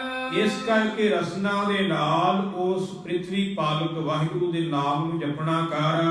ਕਰ ਕਿਰਪਾ ਮੇਰੇ ਦੀਨ ਦਿਆਲਾ। ਉਸ ਵਾਹਿਗੁਰੂ ਦੇ ਅੱਗੇ ਅਰਦਾਸ ਕਰੀਏ ਕਿ ਹੇ ਦੀਨਾ ਤੇ ਦਇਆਲਤਾ ਕਰਨ ਵਾਲੇ ਵਾਹਿਗੁਰੂ ਮੇਰੇ ਦੀਨ ਤੇ ਵੀ ਕਿਰਪਾ ਕਰੋ। ਸਾਧੂ ਕੀ ਮਨੁ ਮੰਗੈ ਰਵਾਲਾ। ਤਾਂ ਕਿ ਇਹ ਜਿਹੜਾ ਮੇਰਾ ਮਨ ਹੈ ਤੁਹਾਡੇ ਸਾਧੂਆਂ ਦੀ, ਸੰਤਾਂ ਦੀ, ਪਿਆਰਿਆਂ ਦੇ ਚਰਨਾਂ ਦੀ ਧੂੜ ਨੂੰ ਮੰਗਣਾ ਕਰੇ। ਉਹ ਦਿਆਲ ਦੇਹੋ ਪ੍ਰਭ ਦਾਨੁ। ਤੇ ਦਇਆ ਦੇ ਘਰ ਵਿੱਚ ਆ ਕਰਕੇ ਹੇ ਪ੍ਰਭੂ ਮੈਨੂੰ ਇਹ ਦਾਨ ਦੇਣਾ ਕਰੋ। ਕੀ ਦਾਨ? ਨਾਨਕ ਜਪ ਜੀਵੈ ਪ੍ਰਭ ਨਾਮੁ। ਇਹ ਅਖੀਰਲੀ ਪੰਕਤੀ ਸਤਿਗੁਰੂ ਅਰਜਨ ਦੇਵ ਪਾਤਸ਼ਾਹ ਕਿਰਪਾ ਕਰਦੇ ਨੇ ਕਿ ਇਹ ਦਾਨ ਦਿਓ ਕਿ ਮੈਂ ਨਾਮ ਨੂੰ ਜਪ ਕਰਕੇ ਜੀਵਾਂ, ਭਾਵ ਕਿ ਨਾਮ ਹੀ ਮੇਰਾ ਜੀਵਨ ਬਣ ਜਾਵੇ। ਆਖਾਂ ਜੀਵਾਂ ਵਿਸਰੈ ਮਰ ਜਾਓ, ਆਖਣੇ ਔਖਾ ਸਾਚਾ ਨਾਉ। ਨਾਮ ਹੀ ਮੇਰਾ ਜੀਵਨ ਬਣ ਜਾਵੇ, ਐਸਾ ਦਾਨ ਬਖਸ਼ਿਸ਼ ਕਰਨਾ ਕਰੋ। ਨਾਮ ਦੀ ਦਾਤ ਬਖਸ਼ਿਸ਼ ਕਰੋ। ਮੰਗੀਏ ਆਪਾਂ ਜਿੱਥੇ ਹੋਰ ਦਾਤਾਂ ਮੰਗਦੇ, ਮਹਾਰਾਜ ਇਹ ਨਹੀਂ ਕਹਿੰਦੇ ਵੀ ਨਾ ਮੰਗੋ। ਜੋ ਮੰਗ ਹੈ ਠਾਕੁਰ ਆਪਣੇ ਤੇ ਸੋਈ ਸੋਈ ਦੇਵੈ। ਜੋ ਵੀ ਮੰਗਾਂਗੇ ਉਹਦੇ ਨੇ ਦੇਣਾ ਦੇਣਾ। ਪਰ ਜਿੱਥੇ ਦੁਨਿਆਵੀ ਮੰਗਦੇ ਦਾਤਾ, ਉੱਥੇ ਅਸੀਂ ਗੁਰੂ ਕੋਲੋਂ ਸਿੱਖੀ ਮੰਗੀਏ, ਸਿਮਰਨ ਮੰਗੀਏ, ਨਿਤਨੇਮ ਮੰਗੀਏ, ਅੰਮ੍ਰਿਤ ਵੇਲਾ ਮੰਗੀਏ, ਸਤ ਸੰਗਤ ਮੰਗੀਏ। ਪਰ ਮੈਨੂੰ ਮੁਆਫ ਕਰਨਾ, ਅਸੀਂ ਅਖੰਡ ਪਾਠ ਬਹੁਤ ਕਰਾਉਣੇ, ਅਰਦਾਸਾਂ ਬਹੁਤ ਕਰਾਉਣੇ ਆ, ਪਰ ਗੁਰਮੁਖੋ ਜ਼ਿਆਦਾਤਰ ਦੁਨਿਆਵੀ ਕਾਰਜਾਂ ਵਾਸਤੇ ਅਖੰਡ ਪਾਠ ਸੰਗਦੇ ਨੇ, ਦੁਨਿਆਵੀ ਕਾਰਜਾਂ ਵਾਸਤੇ ਅਰਦਾਸਾਂ ਕਰਾਉਣੇ ਆ। ਕੋਈ ਹਜ਼ਾਰਾਂ ਵਿੱਚੋਂ ਕੋਈ ਵਿਰਲਾ ਹੋਵੇਗਾ ਜਿਹਨੇ ਗੁਰਸਿੱਖੀ ਦੀ ਪ੍ਰਾਪਤੀ ਵਾਸਤੇ ਅਖੰਡ ਪਾਠ ਕਰਵਾਇਆ ਹੋਵੇਗਾ। ਕੋਈ ਹਜ਼ਾਰਾਂ ਵਿੱਚੋਂ ਹੋਵੇਗਾ ਜਿਹਨੇ ਇਹ ਸੁਖਣਾ ਸੁਖੀ ਹੋਵੇਗੀ ਕਿ ਮੇਰੇ ਸਾਰੇ ਪਰਿਵਾਰ ਨੂੰ ਅੰਮ੍ਰਿਤ ਦੀ ਦਾਤ ਬਖਸ਼ੋ ਮਹਾਰਾਜ, ਮੈਂ ਅਖੰਡ ਪਾਠ ਸੰਗ ਕਰਵਾਵਾਂ। ਸੁਖ ਦੇ ਕਦੀ ਪੁੱਤਰ ਨੌਕਰ ਹੋ ਜਾਵੇ, ਅਖੰਡ ਪਾਠ ਕਰਾਵਾਂਗਾ। ਬੱਚਾ ਬਾਹਰ ਚਲਾ ਜਾਵੇ, ਅਖੰਡ ਪਾਠ ਕਰਾਵਾਂਗਾ। ਇਹ ਸਾਰੇ ਸੁਖਦੇ। ਬਿਮਾਰੀ ਠੀਕ ਹੋ ਜਾਵੇ, ਦੁਨਿਆਵੀ ਦਾਤਾਂ ਵਾਸਤੇ ਅਖੰਡ ਪਾਠ ਸੁਖਦੇ ਆ। ਦੁਨਿਆਵੀ ਦਾਤਾਂ ਵਾਸਤੇ ਅਰਦਾਸਾਂ ਕਰਾਉਣੇ। ਮੇਰਾ ਭਾਵ ਇਹ ਨਹੀਂ ਵੀ ਨਹੀਂ ਕਰਾਉਣੀਆਂ, ਸਭ ਕੁਝ ਗੁਰੂ ਕੋਲੋਂ ਮੰਗਣਾ ਹੈ, ਕਰਵਾਓ। ਪਰ ਜੇ ਉਹ ਦੁਨਿਆਵੀ ਚੀਜ਼ਾਂ ਗੁਰੂ ਦੇ ਸਕਦਾ ਹੈ ਤੇ ਅੰਮ੍ਰਿਤ ਕਿਉਂ ਨਹੀਂ ਦੇ ਸਕਦਾ? ਨਾਮ ਕਿਉਂ ਨਹੀਂ ਦੇ ਸਕਦਾ? ਸਿੱਖੀ ਕਿਉਂ ਨਹੀਂ ਦੇ ਸਕਦਾ? ਉਹਦਾ ਤਰਲਾ ਲਈਏ ਕਿ ਸਾਨੂੰ ਇਹ ਦਾਤ ਬਖਸ਼ੋ, ਬਖਸ਼ਿਸ਼ ਕਰੋ। ਉਹਦੇ ਤੋਂ ਮੰਗਿਆ ਕਰੀਏ, ਜੋ ਮੰਗਾਂਗੇ ਉਹੀ ਮਿਲੇਗਾ। ਇਸ ਕਰਕੇ ਉਹਦੀ ਅੱਗੇ ਅਰਦਾਸ ਕਰੀਏ ਕਿ ਹਮ ਭੀਖ ਭੇਖਾਰੀ ਤੇਰੇ, ਤੂੰ ਨਿਜਪਤ ਹੈ ਦਾਤਾ।